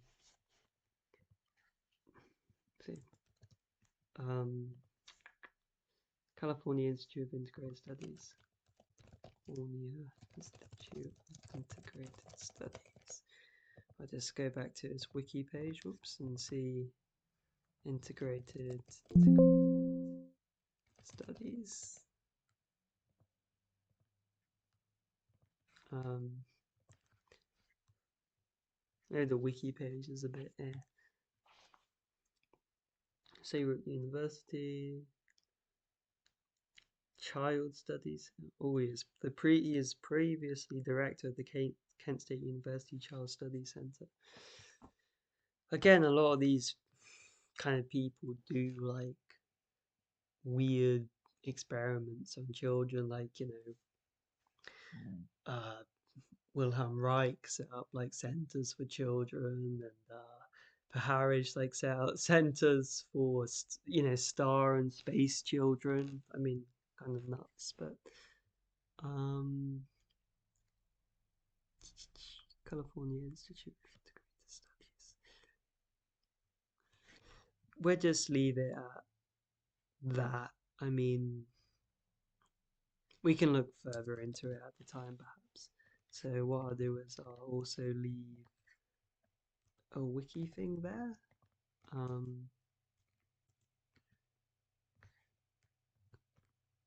We'll leave that at that point here, actually, because that's where that bit's being claimed. But um, there with that's the California Institute of Integrated Studies is claimed elsewhere, um, at the say Brook Institute. It's probably the same thing, but excuse me. Okay. Right, with that, we should figure out how we are going to color code this. Yes. So, okay. Ooh, that could be a bit tricky. So some of the claims are about what people said, right? Because we haven't actually got the thing itself. We're looking at a review. Um,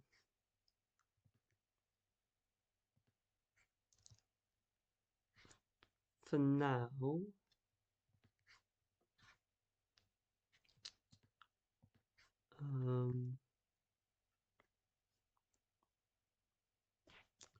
tell you what, I shall take a quick break and then I'll do it. Okay, so to continue, now it is time to see if we can figure out how to color code these. So, yeah, we'll probably just come back to those. And this is where we kind of, actually got information from the article. So, first of all, actually, most simply,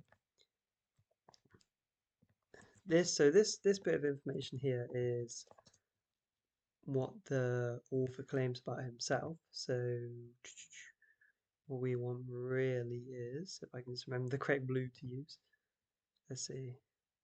Let's see. So we want to replicate that.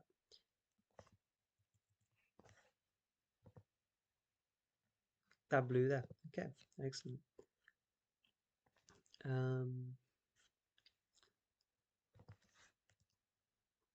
So we want to use this blue here. And have we evidenced it? I mean, we haven't actually gone and looked at if he's interviewed Sabina yet. So for now, we'll hold off on highlighting that, I guess. Okay, here, whenever we have these with a wiki entry, I'm just going to put S because we didn't even really look at like what the source itself was on the wiki page. So for now, just gray, S.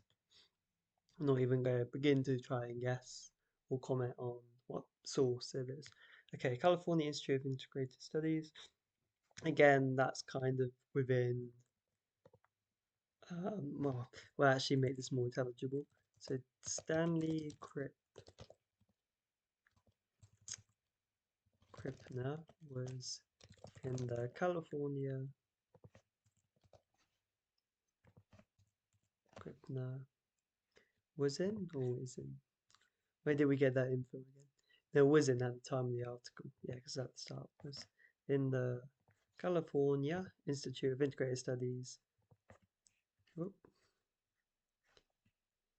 and we're putting brackets because we're not too sure in the, because it's probably in the Saybrook Institute, aka Saybrook University.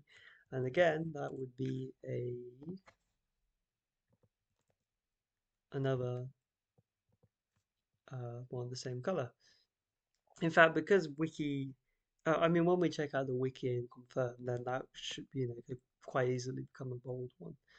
Okay, nice. So with the rest, what we are going to have to do is look at who he's claiming says what, basically. Um, the reviewer recalls. The reviewer recalls. So this is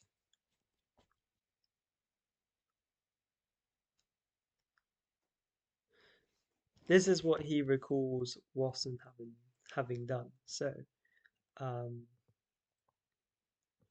let's think about this one, shall we? So I mean, he would have been privy to it, so we can kind of consider him a primary witness, so to speak. And I mean, I see no reason to doubt that he did read the Time Life thing and the year it was released. So we'll just look. Is that blue there? Okay, so that there. Nice. However, um, he's claiming that's what Wasson has said, and he's claiming it's Wasson's own self-described kind of thing. So that would be this, and I think we can do this simply because as we'll see later, we can just kind of read the Time Life directly. Um, so yeah, okay, and the his Time Life article. I mean, uh, where's that? Richard Evan Schultz. Oh, that we did miss out someone. Okay, so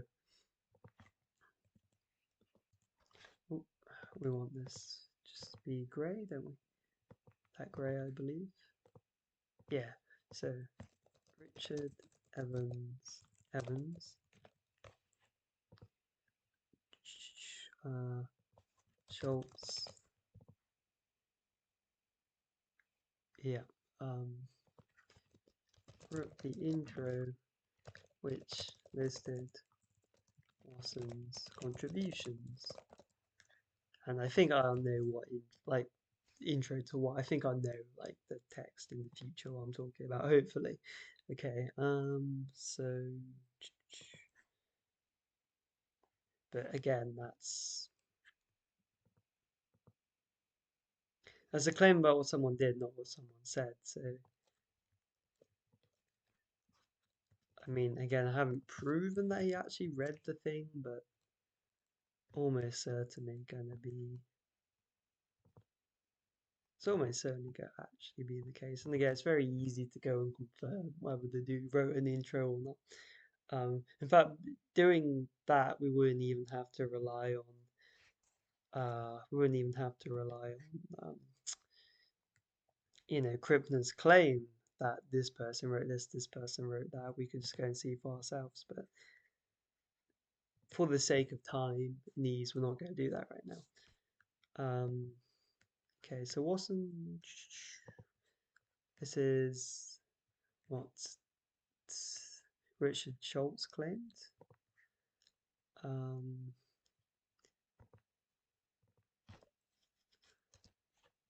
So for that, we can just do,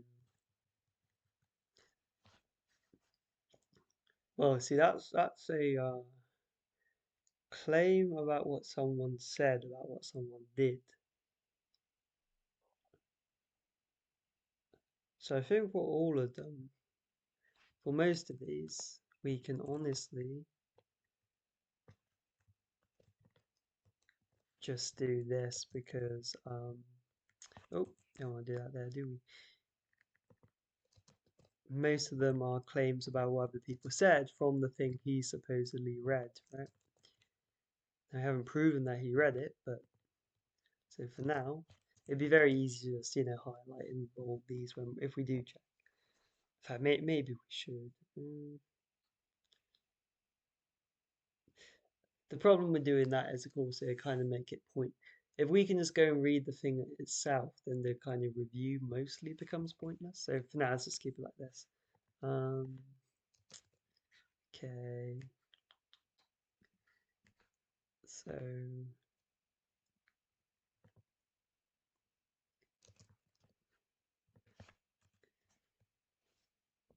um,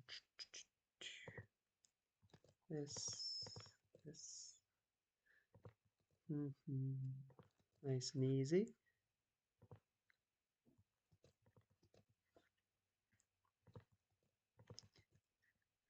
Okay.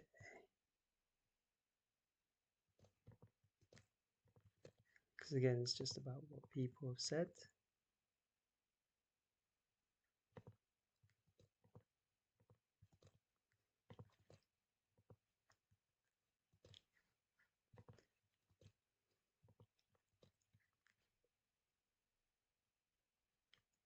Oh, I wouldn't really apply that.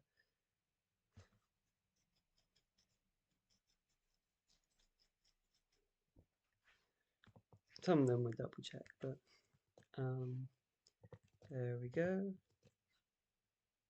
Okay.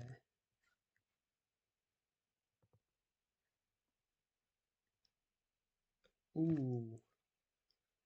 Um, so this is more what he's claiming they did.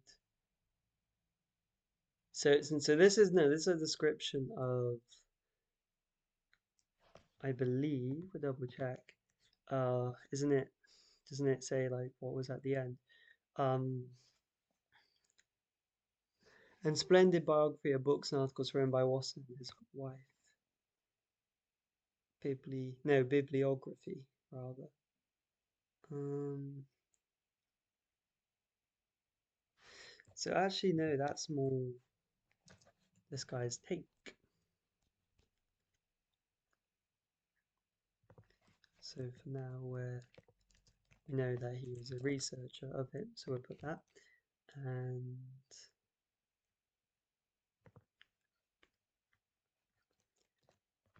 mm,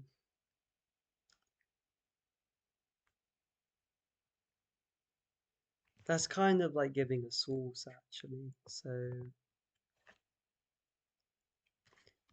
where say this hasn't been confirmed, and that's kind of like um, a description of their own ideas. So that could be there. Yeah. Um, so again, keep it simple. Just an S. In fact, I think that should be here. Yeah. Violently opposed prohibition. Watson's account of his own childhood. Um, so that would be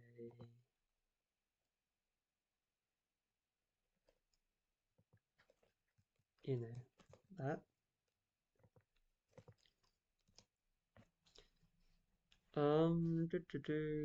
So Terence McKenna.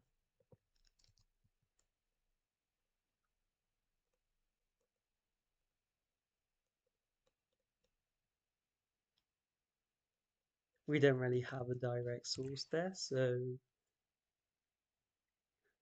but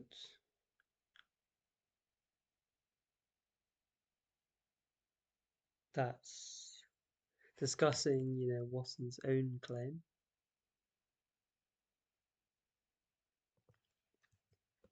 So that their own idea, essentially. That's kind of, it doesn't just have to be about an event, it could be about like someone's idea, like, maybe they're in a position to be privy to someone or some group's idea, or maybe their own idea, or maybe a group releases a statement about their own ideas, right?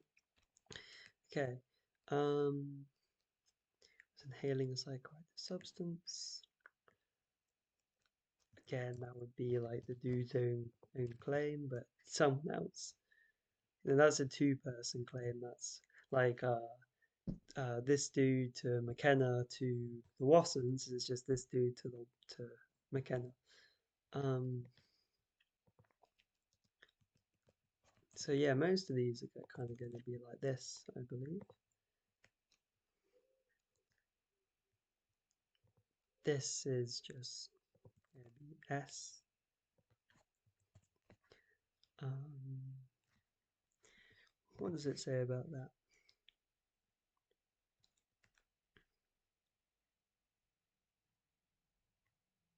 Uh,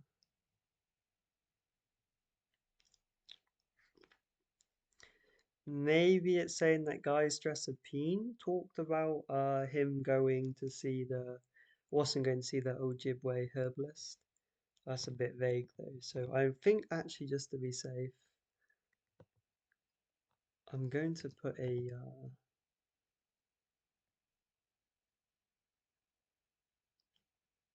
hmm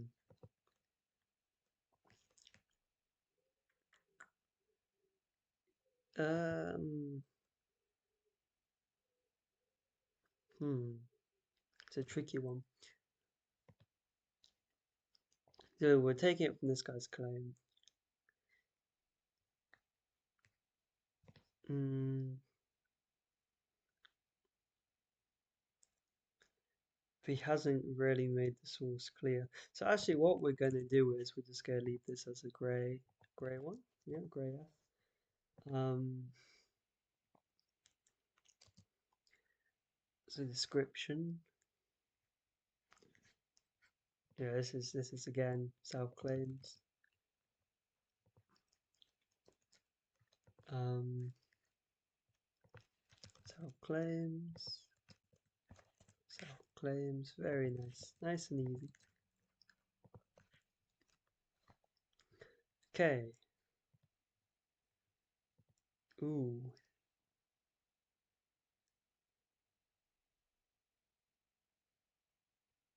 Again, we don't really know like Peter First's relationship to Wasson. Hmm.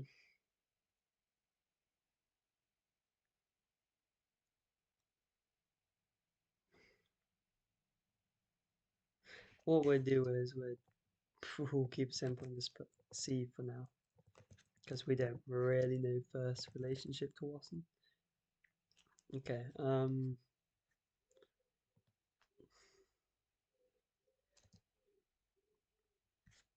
I guess that's where some trickiness comes in, because a lot of these people up here. Okay, but this one's not too bad. So he's talking about actual correspondence. So he's talking about himself, and I'm sure he's talking about what Watson did too. But we can break that into two if we really need to, in the future. So Watson Britain. So again, self-claim, but claim about another two. So again, you can break it to two. Um,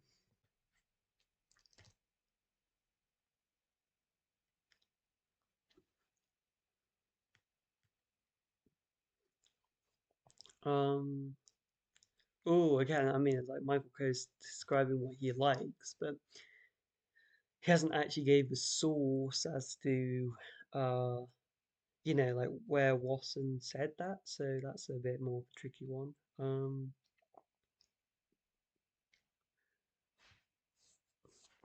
Again, so this is personal opinion, so that's easy. This one we'll also just do like that, just for now. Simply keep it simple. Um,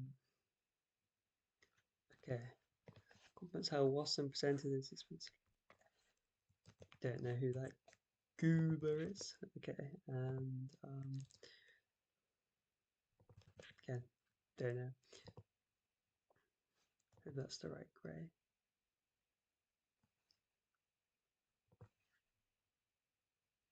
Probably is. Don't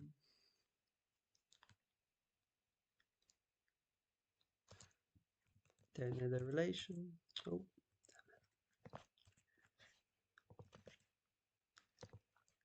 and that's just their opinion. So, okay.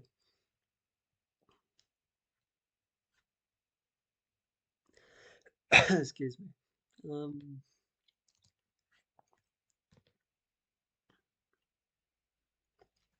Again, with this, I mean, the the researcher didn't give a source, but they should know when Watson died. It's very easy to confirm as well, luckily. Um,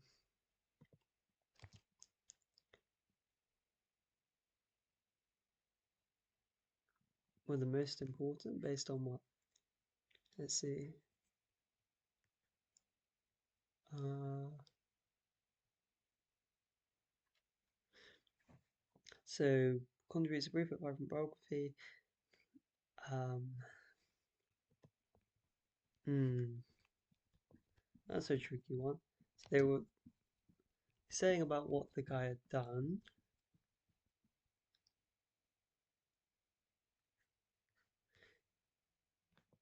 We'll say, like, if he did a biography, he should probably have known. Um, no, we'll play it safe and do like that there. Because the difference is this guy gets the blue because because we know where he's saying, like, in this book this person said this, so we know that he probably could have had access to that book, right? So he's actually given us a source in a way, but like not direct enough that I feel the need to um you know essentially do this on all of these and then go and actually check out the book itself. um we're treating this instead of, well, before, without going to the actual um we're treating this as the source end rather than going to the actual full paper, because I'm not too convinced we can get the full paper. We probably can, but it's just for ease sake for now. But I mean, the ideal would be to like cut out the middleman, right? Where it would be to keep this information here, like say why Stanley Scribner wrote a review. That's worth noting. But what he actually said, or what he describes in the book, ideally we would actually just be reading directly ourselves. But maybe one day, maybe one day. Um, essay for called Wasson. This again, his description. Okay. Wasson tried to replace just his claims.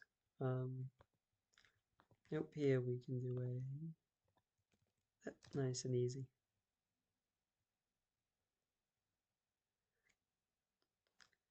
Um, oh, look at that. Almost managed to color indicate these.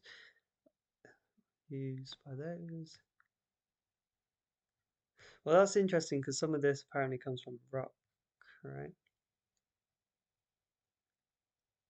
So we'll say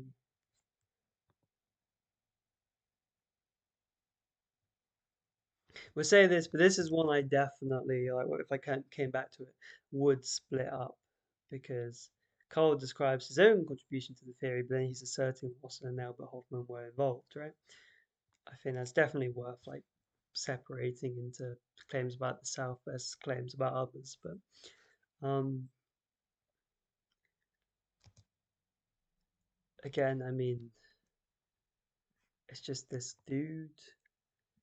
I guess if he actually did produce the theory, he would have reason to know that classicists don't accept the theory, but he's also given no actual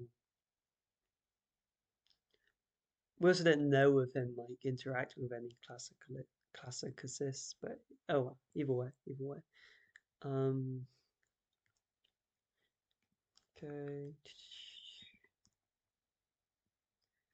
Oh, that's a claim by Richard Evan Schultz. So I don't know who that is, so we just do see the grey one. Um, for that we can do S. That also means though that we should do a C here. Um, and here and here. In fact, we should probably bring these so they're actually clumped nicely to here. Yes, there we go. Nice. Okay. Uh,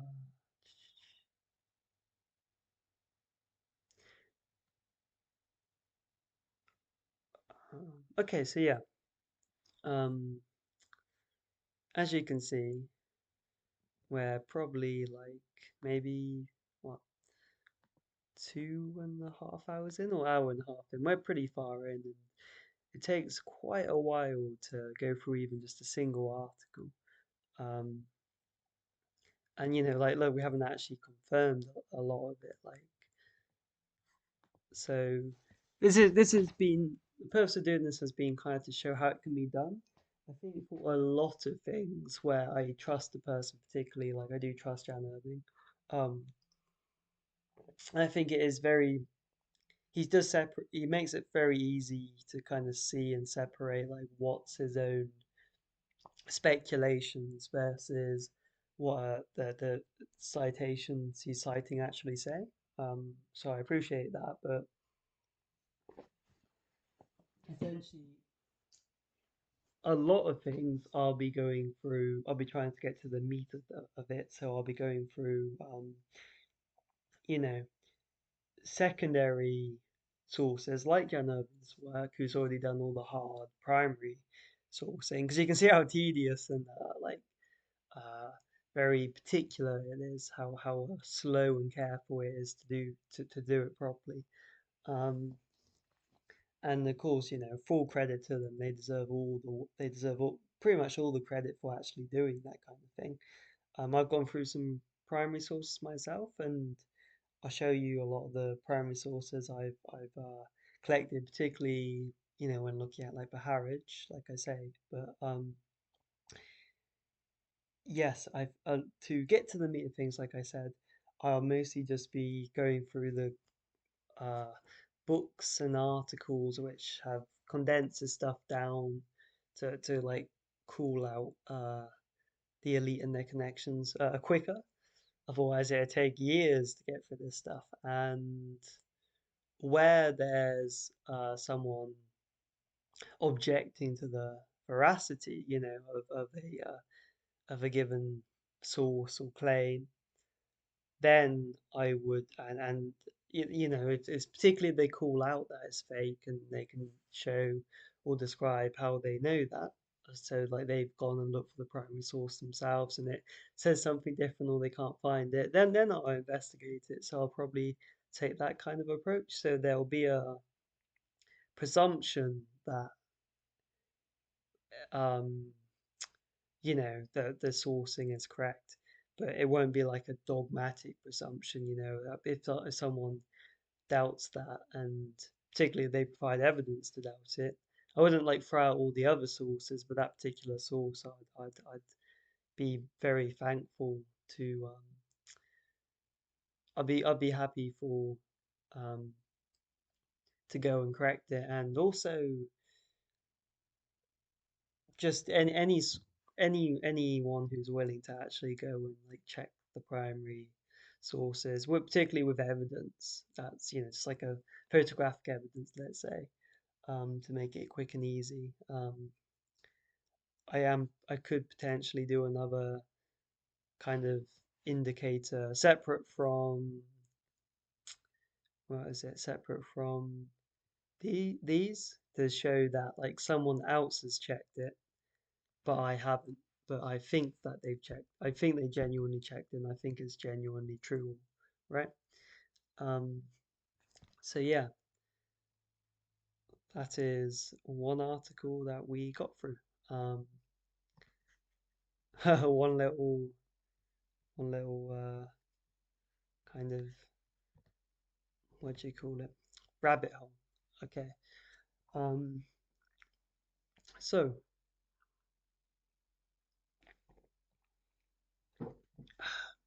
that's our that's the first kind of real source we tried to investigate. We didn't get to the actual thing, but we got to a review of it, which was also revealing.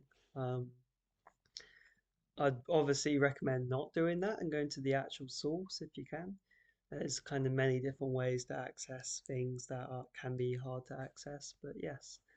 Um, okay, so that's all there. I mean, I forgot to change the thing back to this. Okay, what we'll do is actually to stop things from becoming too busy, we will mm,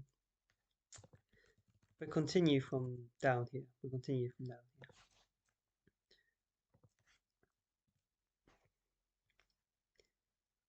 Okay, and like I said, we will come back to the three things we didn't do a source indication of. So start from here. So Gordon Wasson really existed as a man. I bloody hope so. And he was a mushroom researcher. So we're dealing with a partially fictitious narrative and apparently action and events embodying some popular ideas concerning a historical phenomenon. Okay, this is a difficult and sensitive topic. Okay, a lot of this, you know, isn't isn't strictly relevant. You know, but as he points out, you know, he's Irving raised us with professionals in the field, and I knew what, and a lot of them were like, I knew Watson personally, and he couldn't have acted this or that way, right? Despite primary documentation proving otherwise. Um, you know, mostly Watson's own words. So yeah, there is that kind of element. Like I think that's just kind of an element of psychopathy, really. Like a lot of people just can't seem to wrap their head around how normal psychopaths can otherwise seem. Like, you know, when sometimes when murderers or serial killers or you know, like where sexual deviants, let's say, are kind of uncovered, like people can't believe it. So, just something to bear in mind. But yeah, so some would feel that because their male had conversations with Wasson that he could not have possibly acted outside of their perceived relationship with him, as if he had no life prior to or outside this interaction with them. Okay, right. Temple worship. Again, I'm not sure how strictly relevant this is, but it's still interesting. So Professor Bartholomew Dean at the University of Kansas at Lawrence, who studied under Richard Evan Schultz at Harvard. Well, there we go. We already came across Richard Evan Schultz, didn't we? Unless I'm mixing up the dude. Let's check quickly. Um, so Evans. Yep, Richard Evan Schultz, right? Wrote the intro. Very good, very good. So we already know a little bit more about him than going into this article than we did otherwise. So claimed in a recent conversation that aside from the Wasson Library, there is a temple at Harvard dedicated to Wasson. Dean said that he was once taken there and requested to sign the guest list, which he says he refused to do so. To do. I mean, fair enough, I guess. No doubt such a guest list would be revealing. It's a list I'd love to get my hands on. I would very much like to know too.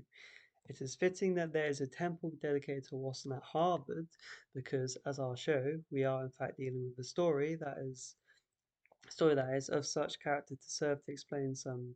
In other words, that we're dealing with a legend, right?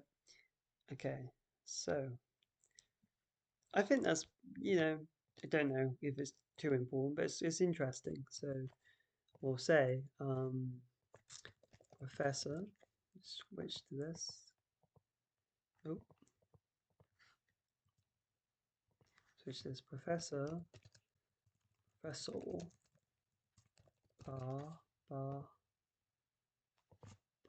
Bartholomew Bartholomew. So he's Dean of Bartholomew Dean. He's not the Dean of he's Professor Bartholomew Dean of the University of Kansas. So University of Kansas. I was a bit confused there. Lawrence. So Bartholomew Dean, and we'll just say Professor at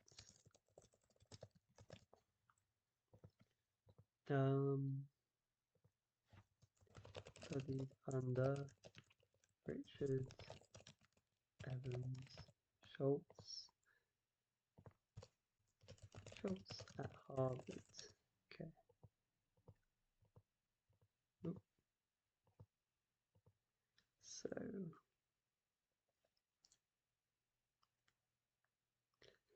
sophomores and Maybury claim there is a Wasson Temple, the Wasson Library, or isn't the Wasson Library at Harvard. I call it the Wasson Temple. It was taken. It was once taken to guest list. He refused to. So I mean, I assume the implication is because he refused to, he wasn't let in, or what? I don't know. Um, Interesting though, like a temple. What does that mean? Is it like a hyperbole or what? Okay, so as told by Gordon Wasson. Okay, nice primary source here. In the May 13th, 1957 edition of the Life magazine. Let's see. Seeking the Magic Mushroom, Life magazine, 1957. Hang on a sec. Just make sure. So it claims here, 1957. Excuse me. There's a viewer recalls reading his Life magazine article seeking the magic mushroom. Oh, a report of his night. I completely misread that, right? So we gotta go and correct. Got to go and correct that article Life in 1950. Article in Life. I read that it was in 1957, but it's about in 1955. Sorry, but the article was in 1957 about his trip in 1955. That's where I was being a bit silly and getting confused. Okay, so um, let's see. Coming back here. Um, so it was a walk in the woods many years ago that launched my wife and me on our quest of the mysterious mushroom. We were married in London in 1926, she being Russian, there we go, born and brought up in Moscow.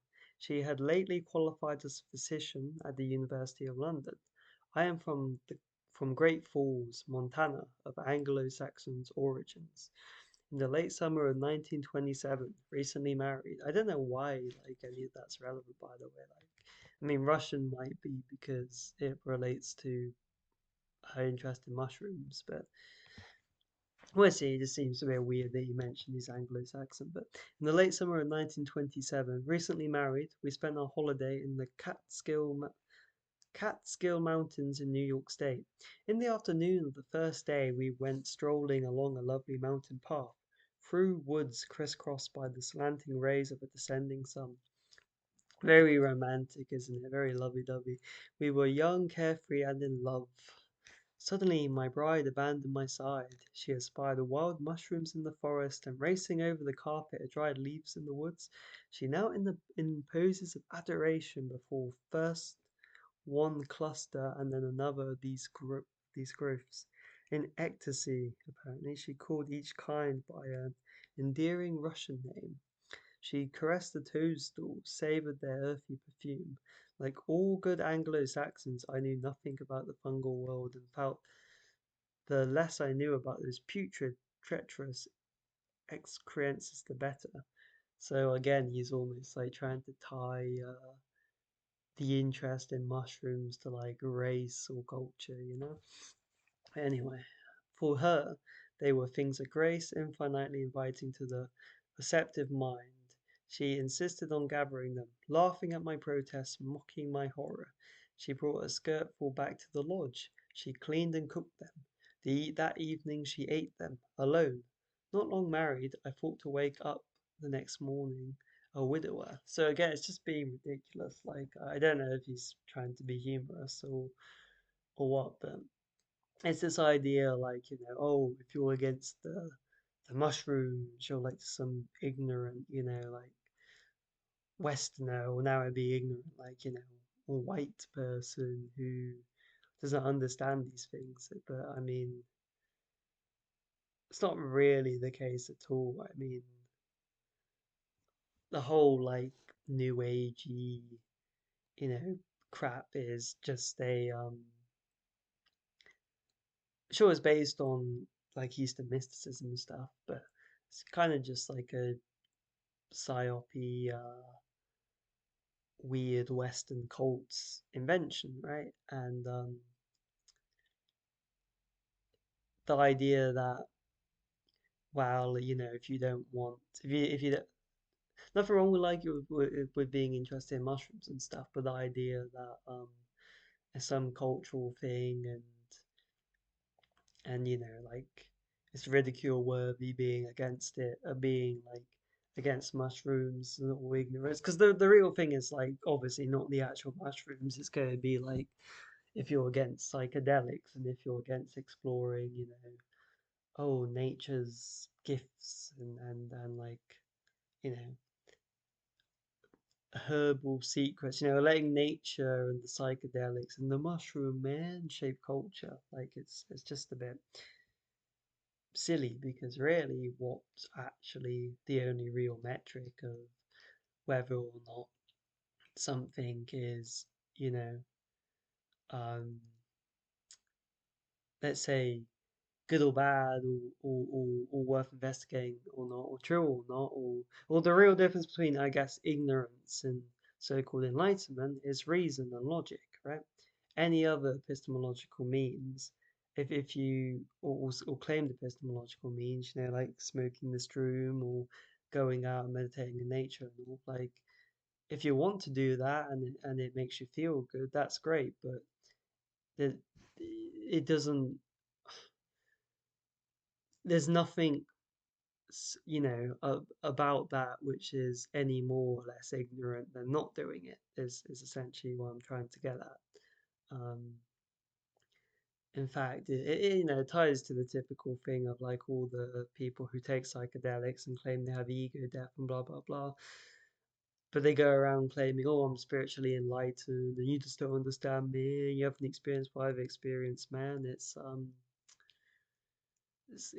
a contradiction. That's not ego death. That's egoism, and if they were using reason as their epistemology, they'd be able to identify that fact and avoid self-refuting worldviews and hypocritical positions. But and again, that's not attacking everyone on psychedelics or anything, but it's kind of just attack. I'm just critiquing this sort of narrative, which I'm sure he's spinning, that it's sort of somehow further cultural enlightenment in embracing this side of things. I think it's good to know about, it's good to investigate, but you can't have it supplant reason, you know? But anyway, so these dramatic circumstances, puzzling and painful for me. Like, I mean, I don't know, unless he like Gordon Wasson being like he's like, you know, part of the upper class and a banker and all that. If he genuinely was like, oh, I say, and then he's suddenly like, oh, mushrooms are good. Okay, fair. But otherwise, I mean, just the average person wouldn't find someone, you know, their wife picking mushrooms and liking mushrooms puzzling and painful, even if they themselves don't know anything about it and aren't into it and don't want to be into it, you know? But anyway, made a lasting impression on us both. From that day on, we sought an explanation for the strange cultural cleavage separating us in a minor area of our lives. I mean, again, can you prove it's cultural? I mean, I don't think most, you know, Russian dudes sat there with their vodka, you know, kind of having just a crazy time or whatever, particularly care about mushrooms. And I think it's very much actually probably more of a Western youth naive thing to be like into psychedelics. I think, whoa, that's cool, man. Whereas, you know, let's say like the Mexican cultures they were talking about, they probably just saw it more as a serious rites like thing, you know, and in the same kind of way as like in the past, music was seen as more of like a cultural, ceremonial thing that was almost seen as like respectable and part of tradition and part of institutions, whereas now music is just like more of a youth kind of just like hedonic fun thing. It's very, very different, very different. So I just think that's a kind of completely false dialectic being set up by Wasson there. But yeah, I mean, yeah, but Irving says, I say it's a myth because Watson's own daughter, Masha, even found it to be questionable. As much as I respected my father's integrity, I mean, we'll see just how much integrity he had or not. I recall that for years I did not believe him when I mean, I guess she says she does now, but when he said his interest in mushrooms began on his honeymoon in 1927. Such an explanation seemed to me like a Hollywood soap opera. Certainly reads like one. Something out of a some kind of character from my father. Eventually, however, I concluded that the story was true, for he had told it sincerely and consistently. However, Masha threw in that added caveat for good measure. Oh yeah, sincerely and consistently. Um, she starts at the paragraph of insertion. Well, so he claims often when someone has to assert their belief in something, it's because they're actually questioning it or they won't mention it at all. That could be true, but that could also just be psychologizing and a bit of a ad hominem, you know, or um, sorry, ad hominem's not the right term. It might just be a bit. Have you ever heard, you know, like when someone's like, I don't know, let's say you're a masculine guy and because you're a masculine guy, you want to be masculine, not feminine. And then someone's like, oh, you know, would you paint your nails or whatever? And that person's like, well, no, because I'm masculine, not feminine. They're like, you're insecure in your masculinity, you're insecure in your masculinity. Isn't that like get just a bit of gaslighting, really? Because if you're secure in your masculinity, then you're sure about what you want or not, so you don't feel the need to or the desire to, you know, like paint your nails or whatever. Um, so yeah, I mean, if anything, that would suggest security as far as I'm concerned. Of course, I'm sure people would try to refute that, but at the end of the day, you can't. One, my main point is you can't really just take someone not wanting to do something or someone going out their way to say something as proof that of the opposite, right? You can't say, well, this person mentions this, so they must not be sure of this, or this third person avoids talking about this, so they must really think this. It's just, yeah, a bit reachy. It doesn't logically follow. Um, it's okay. I mean, it's okay to speculate. Don't get me wrong, but as long as it's not taken as like some law or irrefutable proof, as most people do, in the case of the masculinity example I gave, for instance. So yeah. Um, anyway, and when we and I will get to writing this. And when we understand that Wasson's wife, Valentina Pavlovna, was from Russian intelligentsia, or the Russian elite, Wasson's story of her acting the role of a Russian peasant woman in the woods on a mushroom hunt seems even more absurd. Yeah, so again, it almost reads like he's like, some white upper class, like, oh, I say, mushrooms ridiculous. And she's like, just a down to earth one with nature girl. But in reality, no, she was, Russian elite, basically. Um, One might question whether a member of the Russian elite would have as much understanding of mushrooms as the common peasant folk and be so familiar with all the mushroom names from childhood as Valentina claimed. I do think it is almost just like a make-believe story to make it seem kind of quirky and like, yeah, look at these cool, out there people. And probably it's probably ultimately a cover to try to explain why a banker like Wasson would be looking at this kind of stuff. Oh, because his wife just so happens to be, you know, different. She's from Russia, so of course she should know all about mushrooms. If anything, I mean, isn't that just like the kind of ignorant position? But anyway,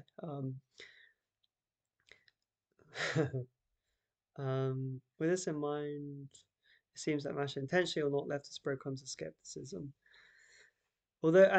Though he missed the underlying implications, Andy Letcher in Shroom picked up the same issue, identifying it as a myth. It must be said that while this hoary old story has become something of a foundational myth for modern mushroom enthusiasts, it was repeated by Wasson ad infinitum and grew ever taller in the telling, which contradicts what, Masha said. Its growing resemblance to a Hollywood movie script made Watson's own daughter, Masha, question whether it had any substance at all. But eventually she conceded that the incident had genuinely occurred, however embroidered the story had become over the years. Well, that's a bit weird because what Andy's saying is he knows that Masha claimed she didn't think it was true, but now I do. But Masha said, I didn't think it was true, but now I do because he told it consistently. And Andy's saying, oh, he changed it and made it more exaggerated over the years. So it's a bit of a weird one. This is itself telling for, as we shall see, Wasson had a knack of overworking try empirical facts in the interest of a good story. Wow. I mean, yes, that is something that we will definitely notice with the counterculture S crowd the more we look at it. They take, some quirky out there facts, which are definitely worth considering, but then think that means they can run away with like a grand narrative. It's the same kind of thing of if you prove that perception can be manipulated or is sometimes wrong in some way. Oh, therefore all perception must be wrong and it's all just a construct of the mind or an illusion.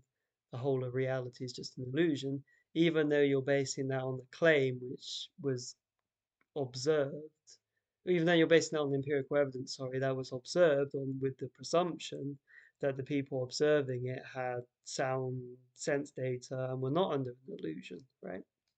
Um, so maybe we'll see some of that as we go on. But yes, I think we should get that onto the Word doc. Okay, so what we want to do is the important thing is the date. So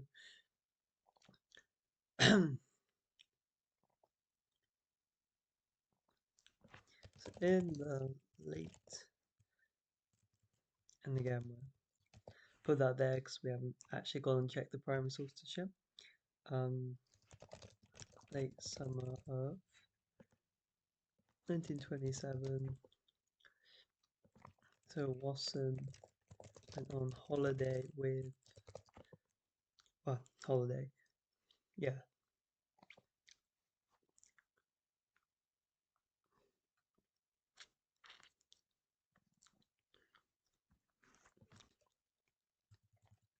with Valentina in the Catskill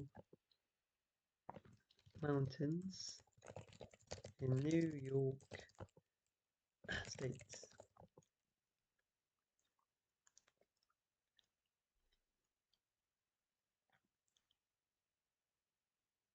Mm, there, Tina saw and started to to enthusiastically, we'll say, butchered that one. Enthusiastically point out mushrooms and collected them despite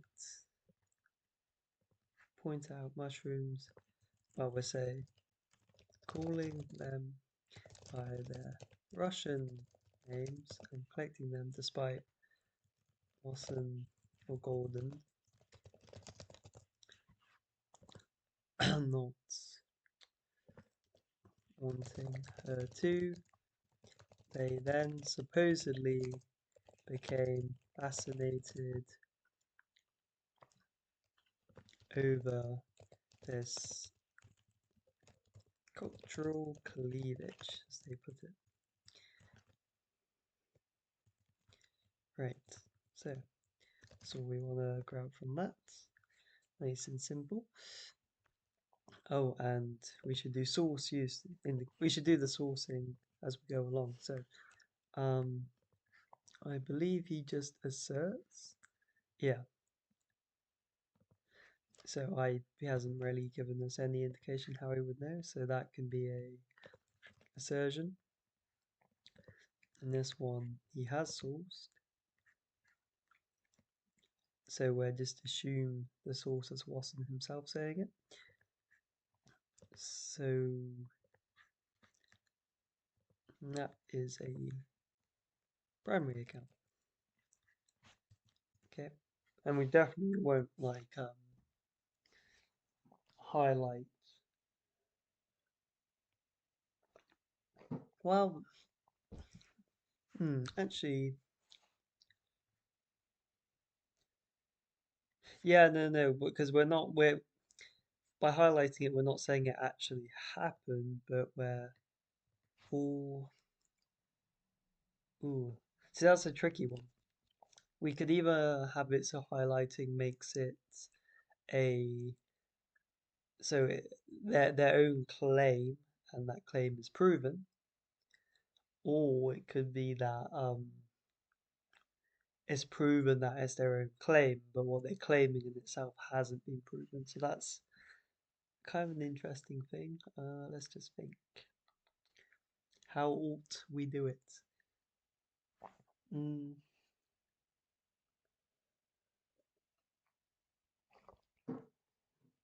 Honestly, maybe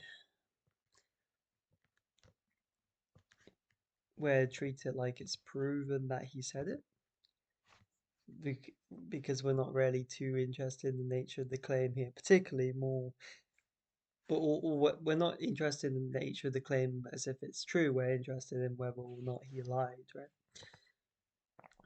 We're interested in the idea that he actually said that lie. If we are presupposing it is a lie, or we'll use evidence to suggest it's a lie. We'll see.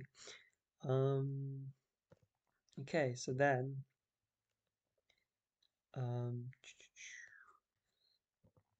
well, I'm just going to quickly see, like, so yeah, that's from the Life magazine. The Sacred Mushroom Seeker. Again, so that's from the same book we didn't get to take a look at.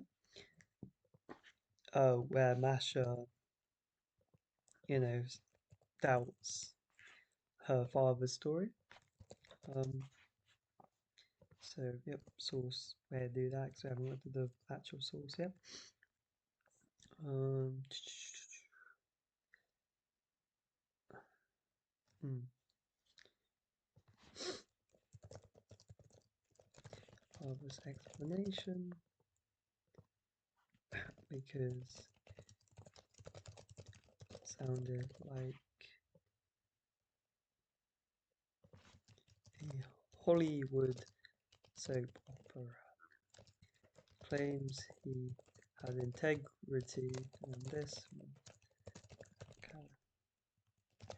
character for him, that he told it consistently. She believed him in the end. I mean, I certainly don't, but so there's that. um, and again, I think that's her writing in the book, so we can put that there. Um,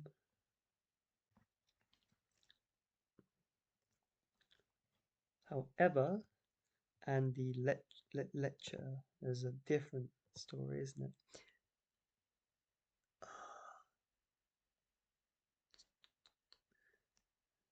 Um, right, so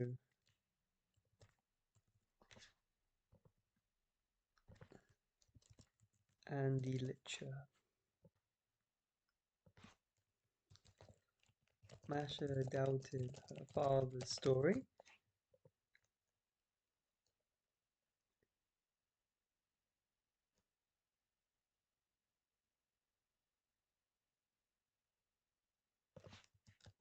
because that was her father's story. Um, it increasingly resembled a Hollywood script. So again, that's kind of could be contradictory, could not be. The way that could not be, the way that could avoid a contradiction is if he never told Masha it until it became like a Hollywood script. But still, um, hmm, hmm. And Wasson told the story ad infinitum. Very nice. Showing he's making a conscious effort to push that propaganda. Uh,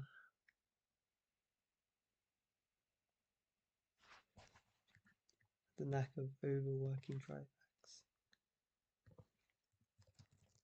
Often tended to exaggerate, let's say, trifacts to make a good story.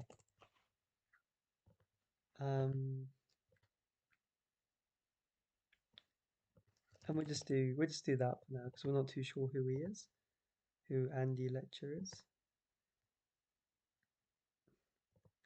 But we're putting here because I normally put like who's mentioned as I go along, but for now I kind of come back and do that at the end of this video. Okay, so it's less widely known that Valentine did their own write-up on the mushroom experience. Ooh, interesting. Oh, there we go. So, actually, an extra bit of info is we have this specific day here. So, let's put this here. Wasson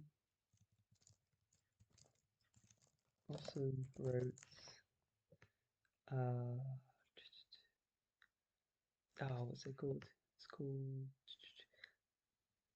Seeking the Magic Mushroom. Seeking the Magic Mushroom, which was published in Life on, and again, we can merge that with the thing we said above, um, on May 13th, 1957. Nice. Okay. Um, oh goodness, I was scrolling in the on the wrong bit. So it should be around here. Oh, actually, no, we changed the we changed that to exclude the date, so that's okay. We don't need to change that. Um, right. Okay. And what else do we want to say? Well, let's bring it back here and finish reading this bit. Um, so Valentina did her own write-up on their mushroom experience in Osaka, Mexico, and that article was also timed for publication the same week as Wasson's article that was published in Life on that day. Valentina's article was published in This Week magazine on May the 19th, 1957, which went out to approximately 12 million newspaper subscribers, so it's still pretty notable. We'll return to this topic. Um,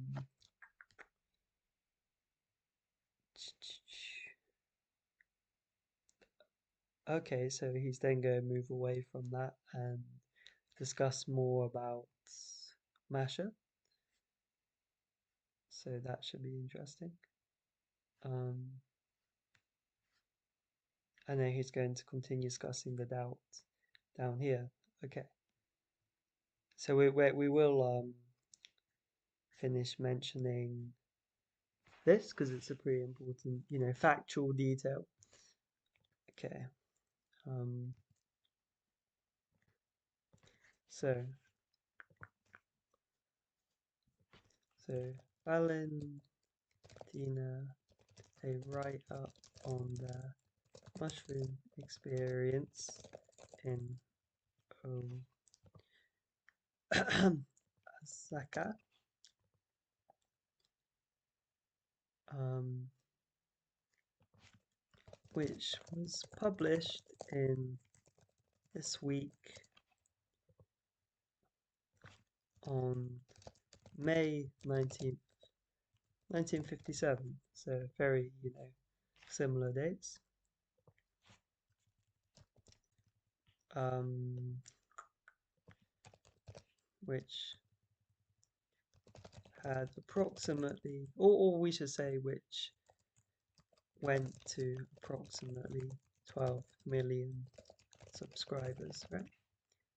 Okay, so back to the rest of this. So, Irving says, I've been working on this investigation since about 2006. So, I mean, you can see it takes you years to do this stuff.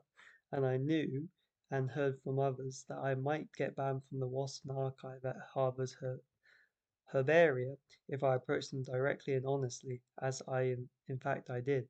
However, in the interim years, I went through many university archives and searched out all sorts of things on Wasson and acquired thousands of pages of material on him, nearly all of which I did find listed any place in the Harvard University Herbaria website index, which is just it tells you what papers they have in which boxes, but it doesn't actually allow you to read the documents themselves, right?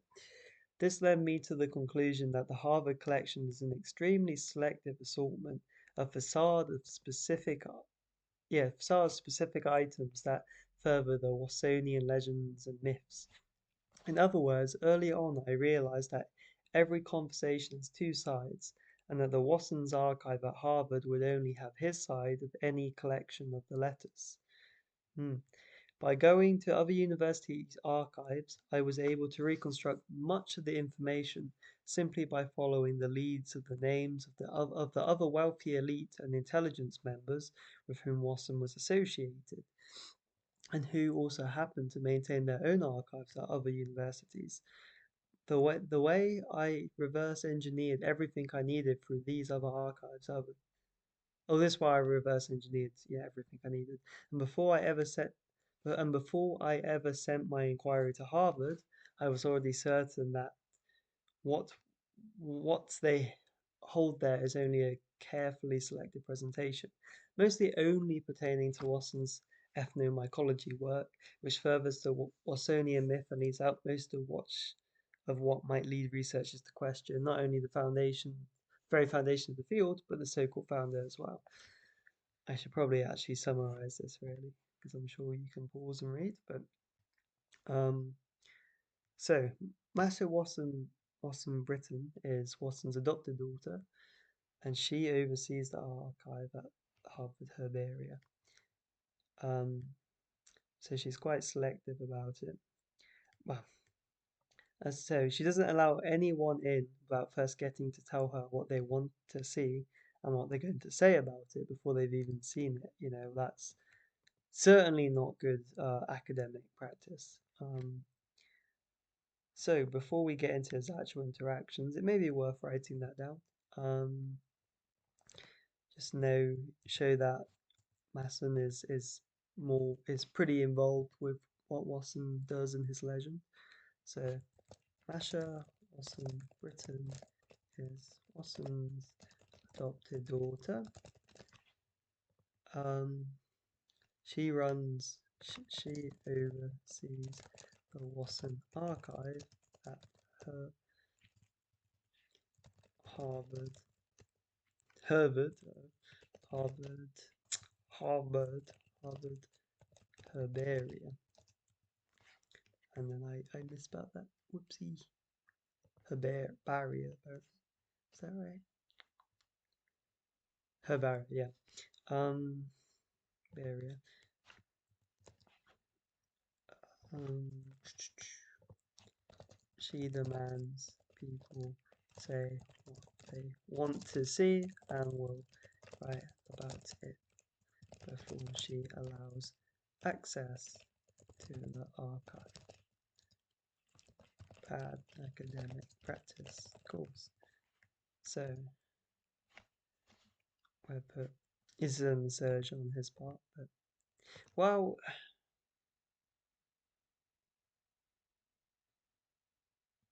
hang on, split it into two. This bit's an insertion, I think. We kind of already know. Well, we don't know that she's his adopted daughter. We're just taking his word for it. So we'll put that there. And I think the next bit is going to evidence what he's talking about. So we'll take a look. Take a look. Okay. So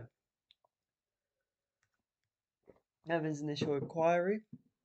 So forwarded to Lisa. It's only a formal proposal submitted. A few sentences about scholarly affiliation, purpose, and what points you are making about Wasson. So the air are very involved with the use of this collecting, and any request to publish must be approved by them. Conflict of interest much, right? That's pretty ridiculous, really. But it is what it is. So then he replies, independent scholar, work stalled at Purdue, affiliated with professors and scholars in the field. He's honest about what he's writing. Magic mushrooms, CIA, and the legend. Um, so intelligence. So they're saying that I'm talking about Wasson's ties to the intelligence establishment, such as Alan Dulles, who's head of the CIA, John Foster Dulles, head of the State Department, um, and oh yeah, and so the Council on Foreign Relations, where Gordon Wasson was a chairman, the Century Club, which is I believe a CIA cutout, the Pilgrim Society, which is tied to the Round Table Group, so kind of like linked to the Council on Foreign Relations in a sense. MK Ultra, which Wesley was involved in, public relations. George de Mohrenschildt was where learn more about him. Russian funds they ran together for J.P. Morgan. And he says about Masha's skepticism. I think I have the answer to a reservation on the matter, but there are documents I like to verify and go through in context, right? So that sounds quite fair.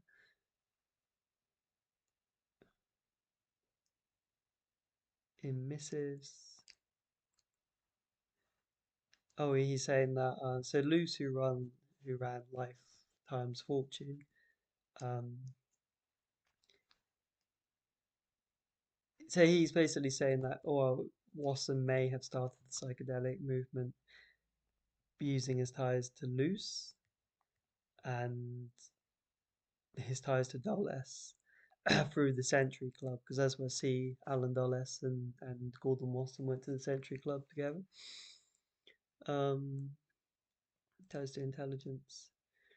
As well as any document showing his side of the conversation um, with any of these people, George Keenan, CIA, Edward Bernays, I think has CIA links, but he's known as the father of propaganda, aka, PR, marketing, public relations. I know that he and Kanan and Bernays were all close. May be true, may not be, we'll see. I would need to see what these actually say, right? And he points out it's just impossible to that one knows what they're going to write about before they see it. Um, but he'd be happy to share his work and findings with the family.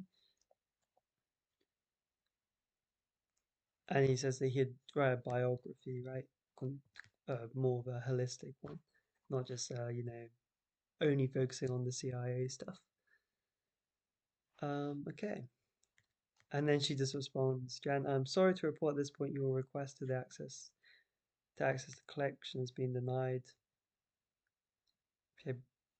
February the 3rd. This is all on the same day. This is January.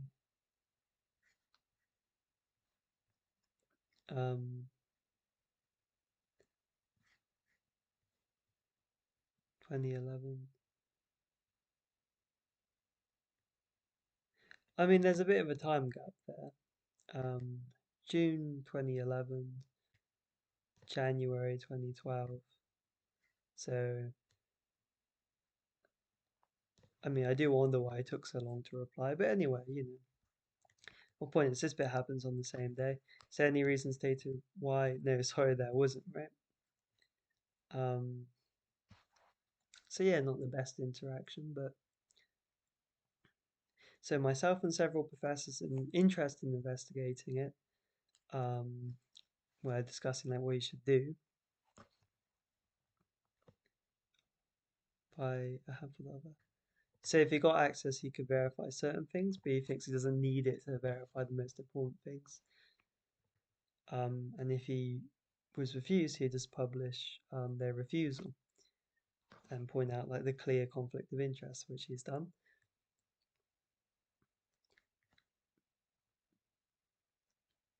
Yeah, and it does in fact demonstrate that there is a effort to keep people out who aren't going to write favorably about Wasson, right?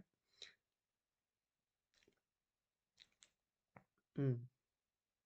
So he decided to take the honest approach, which is good. He should have done that anyway, really. But and he's saying that the request was denied by Masha, which is likely. It's likely. I don't know if there's direct evidence of that, but no other archive at any other university or any other place for that matter has ever made such requirements. Oh, and this is interesting. I've followed CIA FOIA requests. I've been through Council on Foreign Relations archives, Yale, Stanford, Princeton, Columbia, and so on, and none have ever made such an absurd request, nor has any one of them ever failed to provide a document until now. I know that he did a FOIA later, and I believe he did a FOIA later. No, yeah, he does a FOIA later, and they refused to comment on. I think they refused to comment on whether Terence McKenna's an agent, but it can be quite hard to interpret what exactly they're saying. But they say his request is like denied at the very least. It could be because what he's requesting wasn't there, or because they're just refusing to show him. But we get there. We get there. Okay. Others, such as Robert Forte, have also been blocked from the Wasson archive at Herbaria. Forte claimed he was blocked from the archive for merely asserting during a public lecture in New York in 2008 that Wasson was associated with the inner circle of American fascism. Right, to paraphrase Forte's lecture. Paraphrase, okay. So, scholars of the psychedelics have commented on the synchrony of Hoffman's discoveries and the propagation of nuclear weapons. The effects of LSD was discovered just 6 months after the atom was split. So Huxley may have been the first to call LSD the atomic bomb of the soul. Frank Barron wondered if nature was keeping itself in balance, right? Because the idea is that, oh, psychedelics make you a hippie, which makes you anti-nuke or whatever, right? Since man now had this savage power of nuclear weaponry, it had better correspond with a leap in consciousness. Because again, it's this idea that if you're on psychedelics, you're somehow enlightened, right? Not only was this synchronous in time, but recently I've learned that psychedelics came into America through individuals associated with this dark, destructive, and anti-democratic forces. Gordon Wasson is a well-known, Gordon Wasson is well known as a Wall Street banker. I learned that he was not only employed on Wall Street by Morgan, J.P. Morgan, but he was actually on the innermost circle of American fascism, which would be referring to Wasson's friendship with like Henry Luce and Alan Dulles and all, who pretty much acted like fascists. In fact, Henry Luce was pro-fascist, and Alan Dulles went out of his way to set up Gladio to try and like save a bunch of Nazis after World War II. So, um, not to save, but literally arm up and create neo-fascist terror cells in Europe. So it's, I mean, I think it's a bit naive to think that they're just fascists. I think they're a little bit more, they're a bit more higher level than like those kind of low tier political dialectics, but they're certainly quite fascist friendly, at the very least. So yes, okay. Is there proof that Masha blocked it herself? The heirs are very involved with the use of this collecting and request to publish. I mean, that's pretty black and white, really. Yeah, I mean, unless there's some other sibling I don't know about. I mean, let's see quickly. Siblings. Theirs rather, not siblings.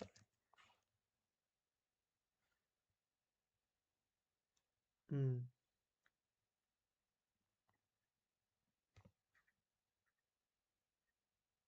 Uh,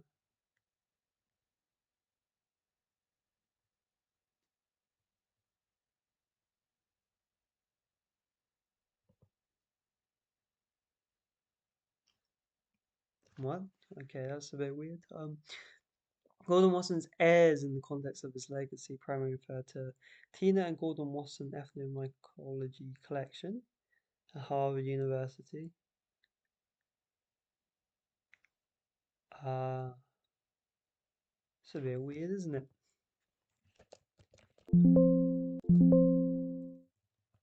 So, that's not going to be a very good. Well, but I mean, you can see, that it's pretty like being pretty blatantly exposed that he's worked for the CIA. But anyway, or at least some of his work was funded by them. Um, just seeing it is no mention of Masha, surprising. Mm,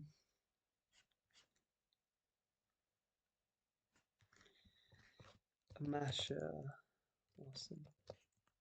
Oh,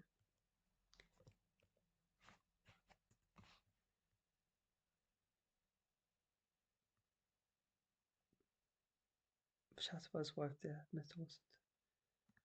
Okay, well look at this. That's interesting. Um,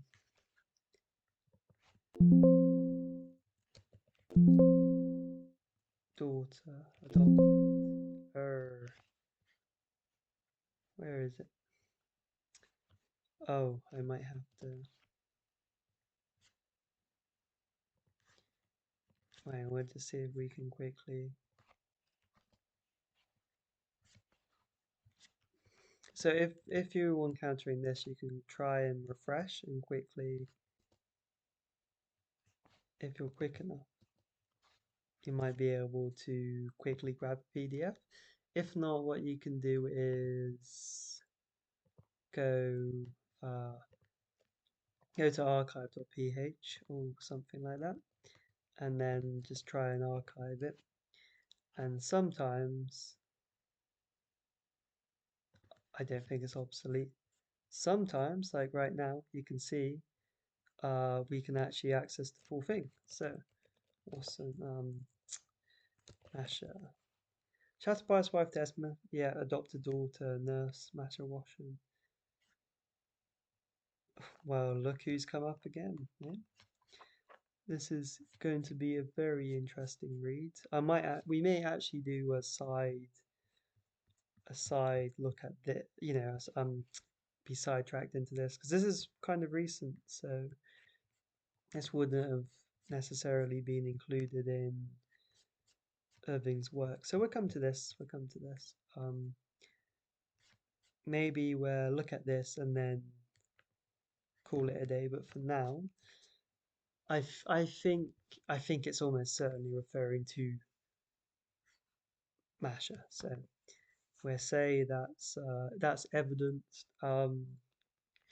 That's technically coming from Lisa then, right? So we'll say he interacted with Lisa, so he can get this. He's provided. I mean, I guess he could just be faking this conversation, but I highly doubt that's the case, right? So we'll say that, and we'll do a C of another person who would know what's going on, right? They'd know the policy. So yeah, yeah, I think that's okay. I mean, we could obviously make it stronger if we just said, well, you need to do X, Y, Z before you access the archive, but we're specifically interested in Masha being the one doing it, right?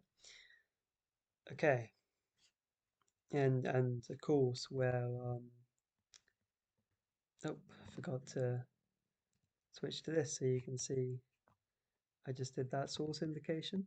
But with this bit where he goes through all this, right? So we'll definitely come back to all of this. It's not a problem. Um,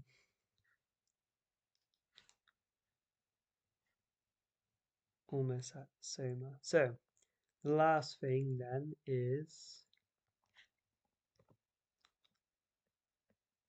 I think actually we'll just also add because I think it is interesting to note just for a bit of context. Um, it is highly unusual to request unusual for an archive to request to know what someone will write about before they read the material, or rather about in order to access the material. Okay, and for that we'll do.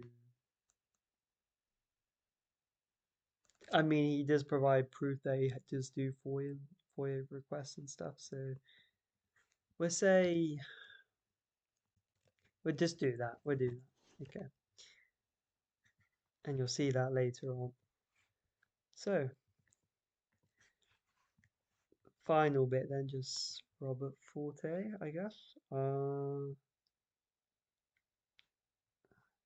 Does he say anything interesting? Um,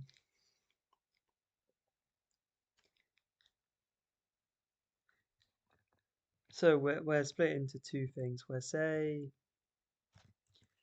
So Robert Forte, no source is given for this actually. So Robert Forte claims he was banned from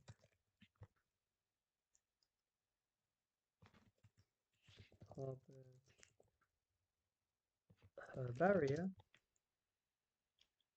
um, for asserting for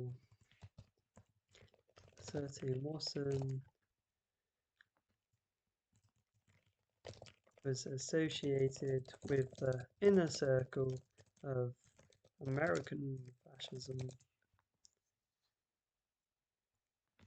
in a public lecture in New York in 2008. Okay, so again, no actual source kind of given for that bit, so we'll do that. And C would be about like his own experience, so or was it really about like what Masha did? Well, it's about kind of about what Masha did. That's a relevant bit, so we'll do that there. C source claim, and we'll also say that um,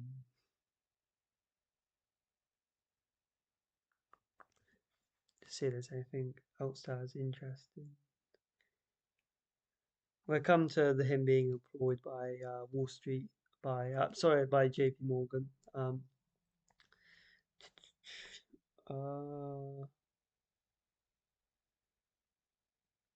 so he's talking about Adolf Huxley there.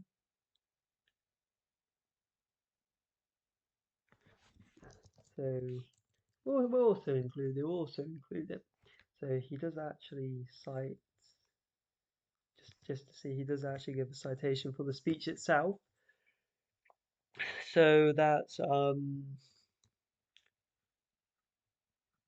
yeah, he actually went and watched the conference then, or watched it on YouTube or whatever. Um, good. So we'll say, well, we don't know he did for a fact, but I trust that he did. So we'll just say that Robert Forte claims he's talking about Aldous Huxley. Huxley calls LSD the atomic bomb of the soul. And this other dude I've never heard of, Frank Barron. Frank Barron wondered if nature balancing society by advancing consciousness now savage power of nuclear weaponry discovered. Yeah, when we look back at that period, it's always just nuke this, as in like everything's just about nuclear fears, right? And when we get on to look at Satanism and cults at the time, like the Process Church, there's again just this nuclear doomsday element to it. So yeah, another thing to kind of look out for. Um,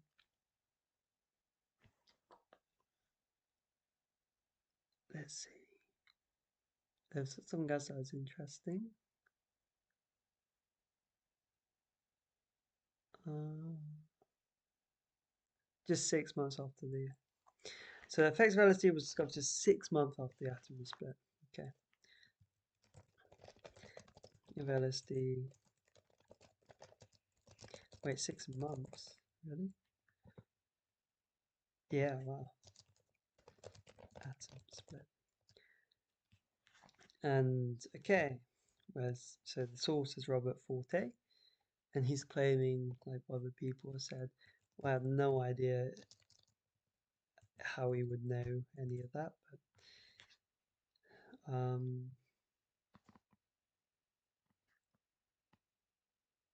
sorry, so that should be S, and then C would just be people's own claims, right? So that would be like that. Okay. Um, hmm.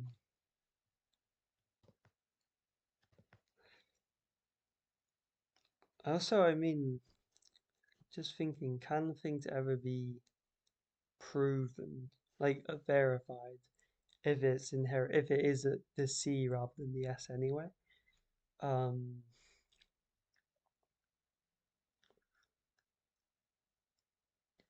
hmm. I mean, it certainly can be if it's like a witness thing or whatever, but like own claim, own behavior. I think maybe if it's like a own claim, it would just always be like that. Okay, so back to this. Due to space constraints on this essay, The Secret History of the Magic Mushroom, for my upcoming book and video on the subject. I don't know if he actually did turn that into a book or not, but I think he does actually have a video if I recall correctly. Um, but okay, so we will call that a day for this article, but coming up we got Soma more about the myth here.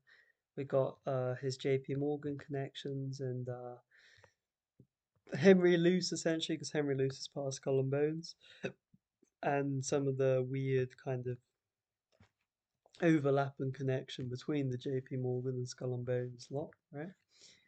So we go through all of that,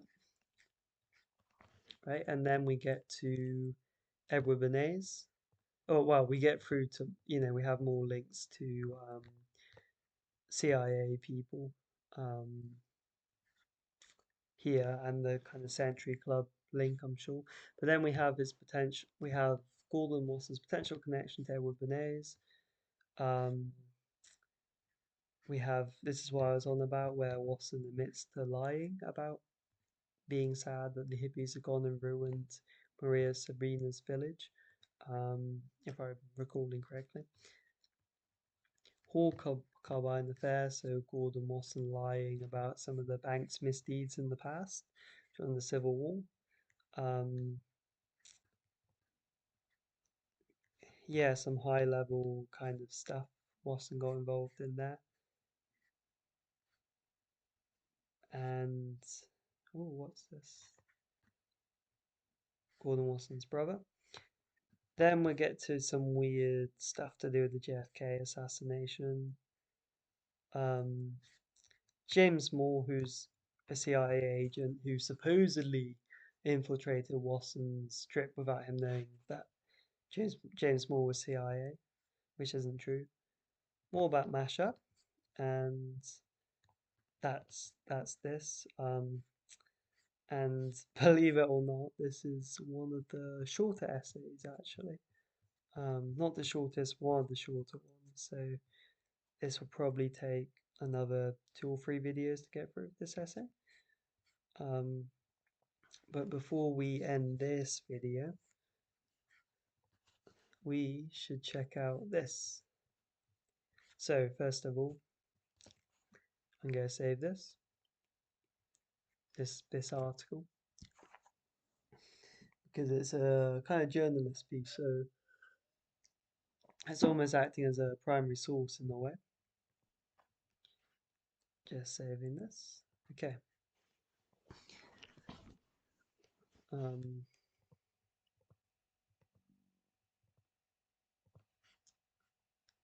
Seems to be stuck. We'll wait for that to load. Or we'll refresh. We'll refresh. Might have some more luck. Okay. So we can probably tell this is probably a bit of a leftist kind of website. Um, can see repairing the earth, Trump fictions. Yeah, this is going to definitely be a pretty left-wing website. Okay, So they're going to be quite pro Huxley, pro elite, pro psychedelic elite anyway, as we'll see. So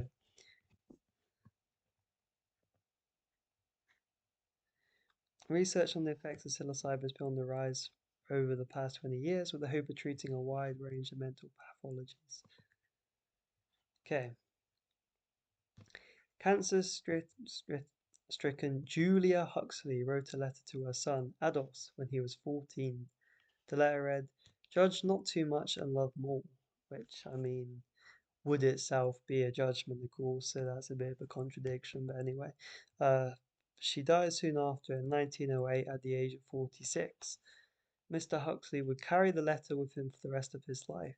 Those words of farewell would inspire several of his books, including his masterpiece, the dystopian science novel Brave New World. Though, if you read Brave New World, it's very much based on the idea of using this idea of love and all just, oh, we gotta just be lovey and connect, and we can't be selfish and we can't be too, like exclude we can't exclude people even though it has a faction based system, but it's like all is one kind of thing.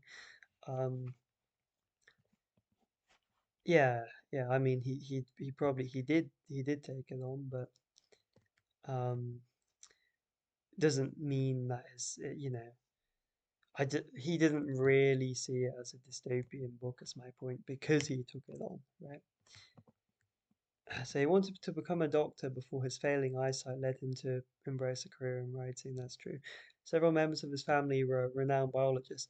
His grandfather, Thomas, nicknamed Darwin's Bulldog, we'll get to that, but Thomas Huxley was the propagandist who pushed and promoted Darwin's theory to try and make evolution like the dogma of science. His brother Julian, the first director of UNESCO, and his half-brother Andrew Huxley, yep, the 1963 Nobel Prize laureate in medicine, because I think he discovered multiple things. Like, I mean, I think he discovered electrophysiology, the shape of the action potential, and he discovered like Hodgkin and Huxley, and I think he discovered like how muscle fibers work, if I'm not mistaken. Um, how like muscle contraction works. But as for his son, Matthew, he worked for a long time in the National Institute of Mental Health in the United States. Okay, so that's a nice amount of information. In fact, some of that information I have down there. As you can see, I've already mentioned Thomas Henry Huxley, but some of it's new. So, um, so we're say all of this is also just going to be assertion, basically. Um, to be fair, but either way, we'll say Ados, and we'll separate this. Ados wanted to be a doctor for his his failing eyesight. I think he had a problem with one eye, if I'm not mistaken, but failing eyesight led him to become a writer. Yeah, but yeah, he wanted to become a biologist. I mean, so I don't think I wrote about Andrew. Andrew Huxley, his half brother. Nope, half brother. Let's see. Um, was 1963. Not doing too well, am I? Let's see. Nobel Prize. Nobel Prize. Oops.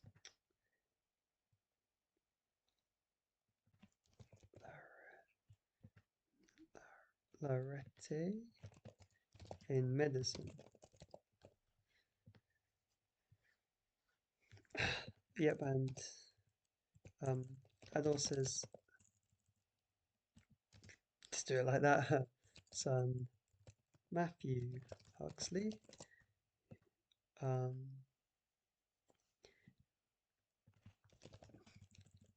worked for a long time in the National Institute of Health. This is a long read, by the way. So yeah, you can probably see it's a pretty long read. Okay, so since mental illness is supposedly in its DNA,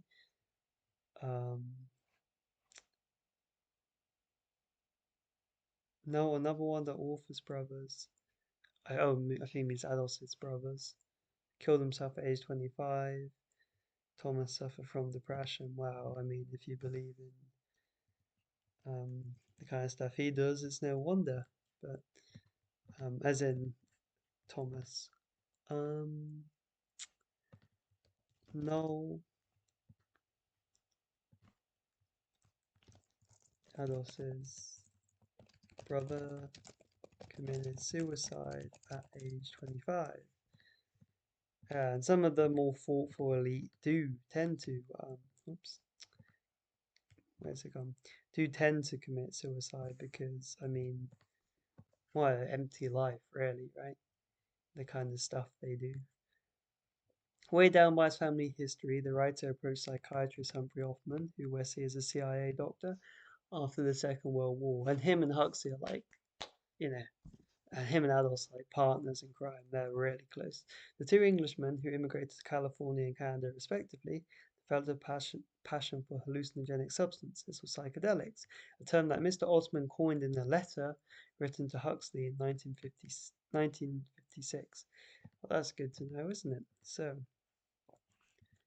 um, and again, literally all of this can just be like bang.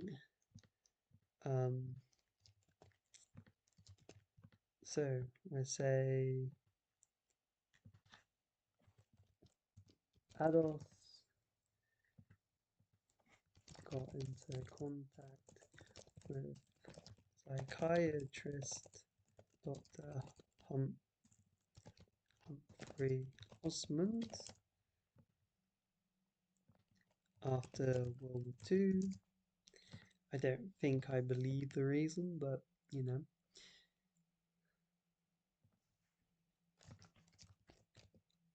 Emigrated to Canada. I just put that because I knew Huxley went to California. Um, okay. Osman coined the term psychedelic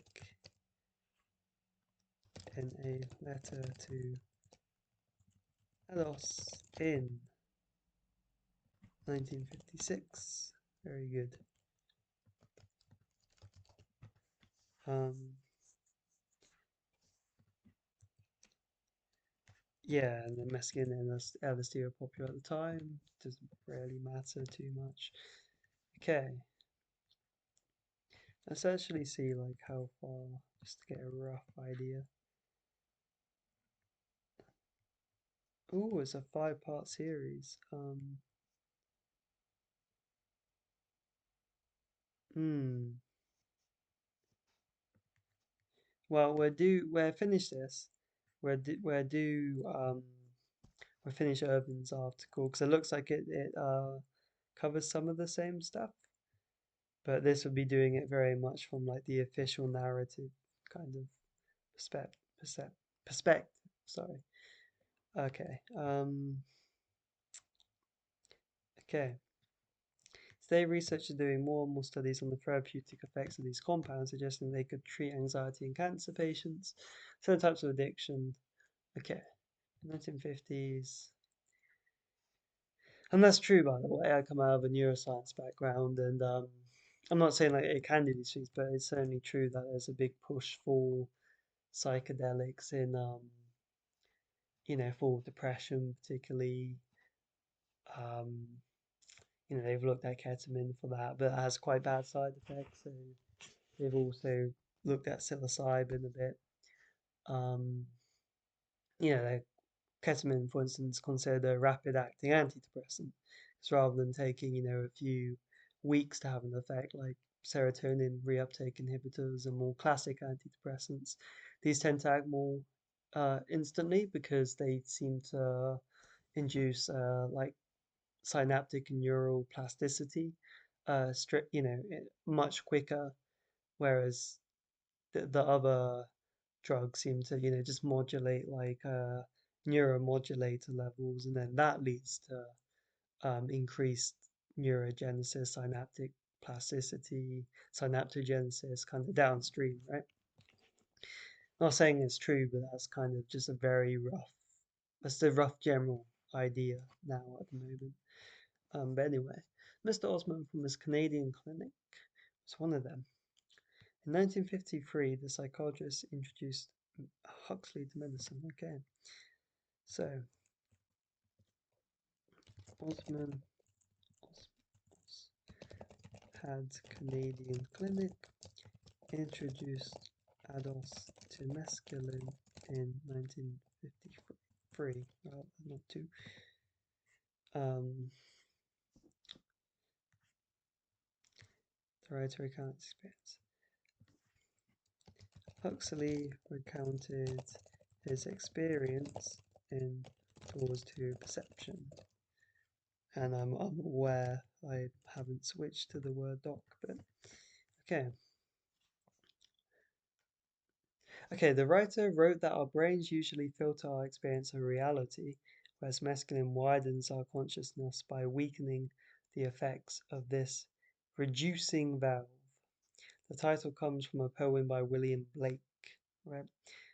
If the doors of perceptions were cleansed, everything would appear to man as if it is infinite.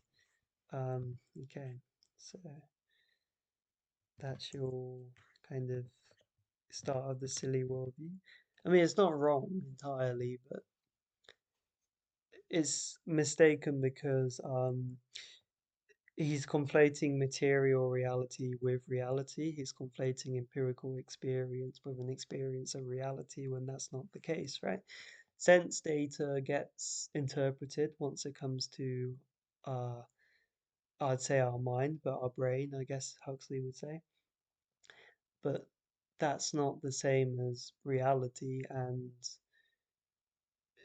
to suggest that, you know, there's this deterministic thing that narrows down sense data, and if you can just, you know, widen how the brain is interpreting the sense data, it allows you to see more reality or something, is just complete nonsense. In reality, what is true is that we have a mind that can use reason, and reason is what's used to interpret sense data, and psychedelics ultimately mess with one's um, perception, sensory perception, and makes, maintaining trains of thought hard, so that it makes people irrational, basically. That would be my take. I'm sure some people would disagree, but I'm yet to meet someone who's taken psychedelics and then come to reach logically sound rather than delusional conclusions from that experience, right? But okay, so Huxley wrote, wrote Doors to Perception based on this, named after William Blake's poem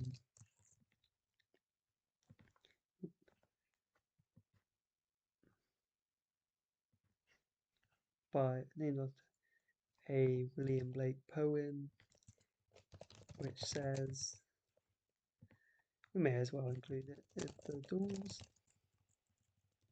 to perception be cleansed, were cleansed rather. And that's kind of their mission statement, I guess. Everything would appear to man as it is infinite.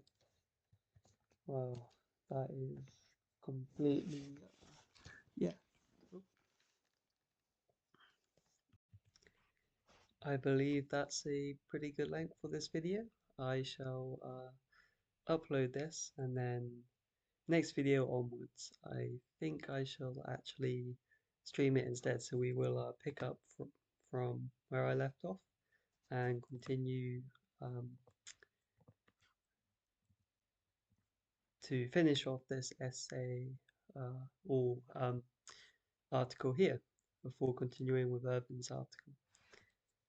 Okay, that's it. I hope you've enjoyed, and I will hopefully see you next episode.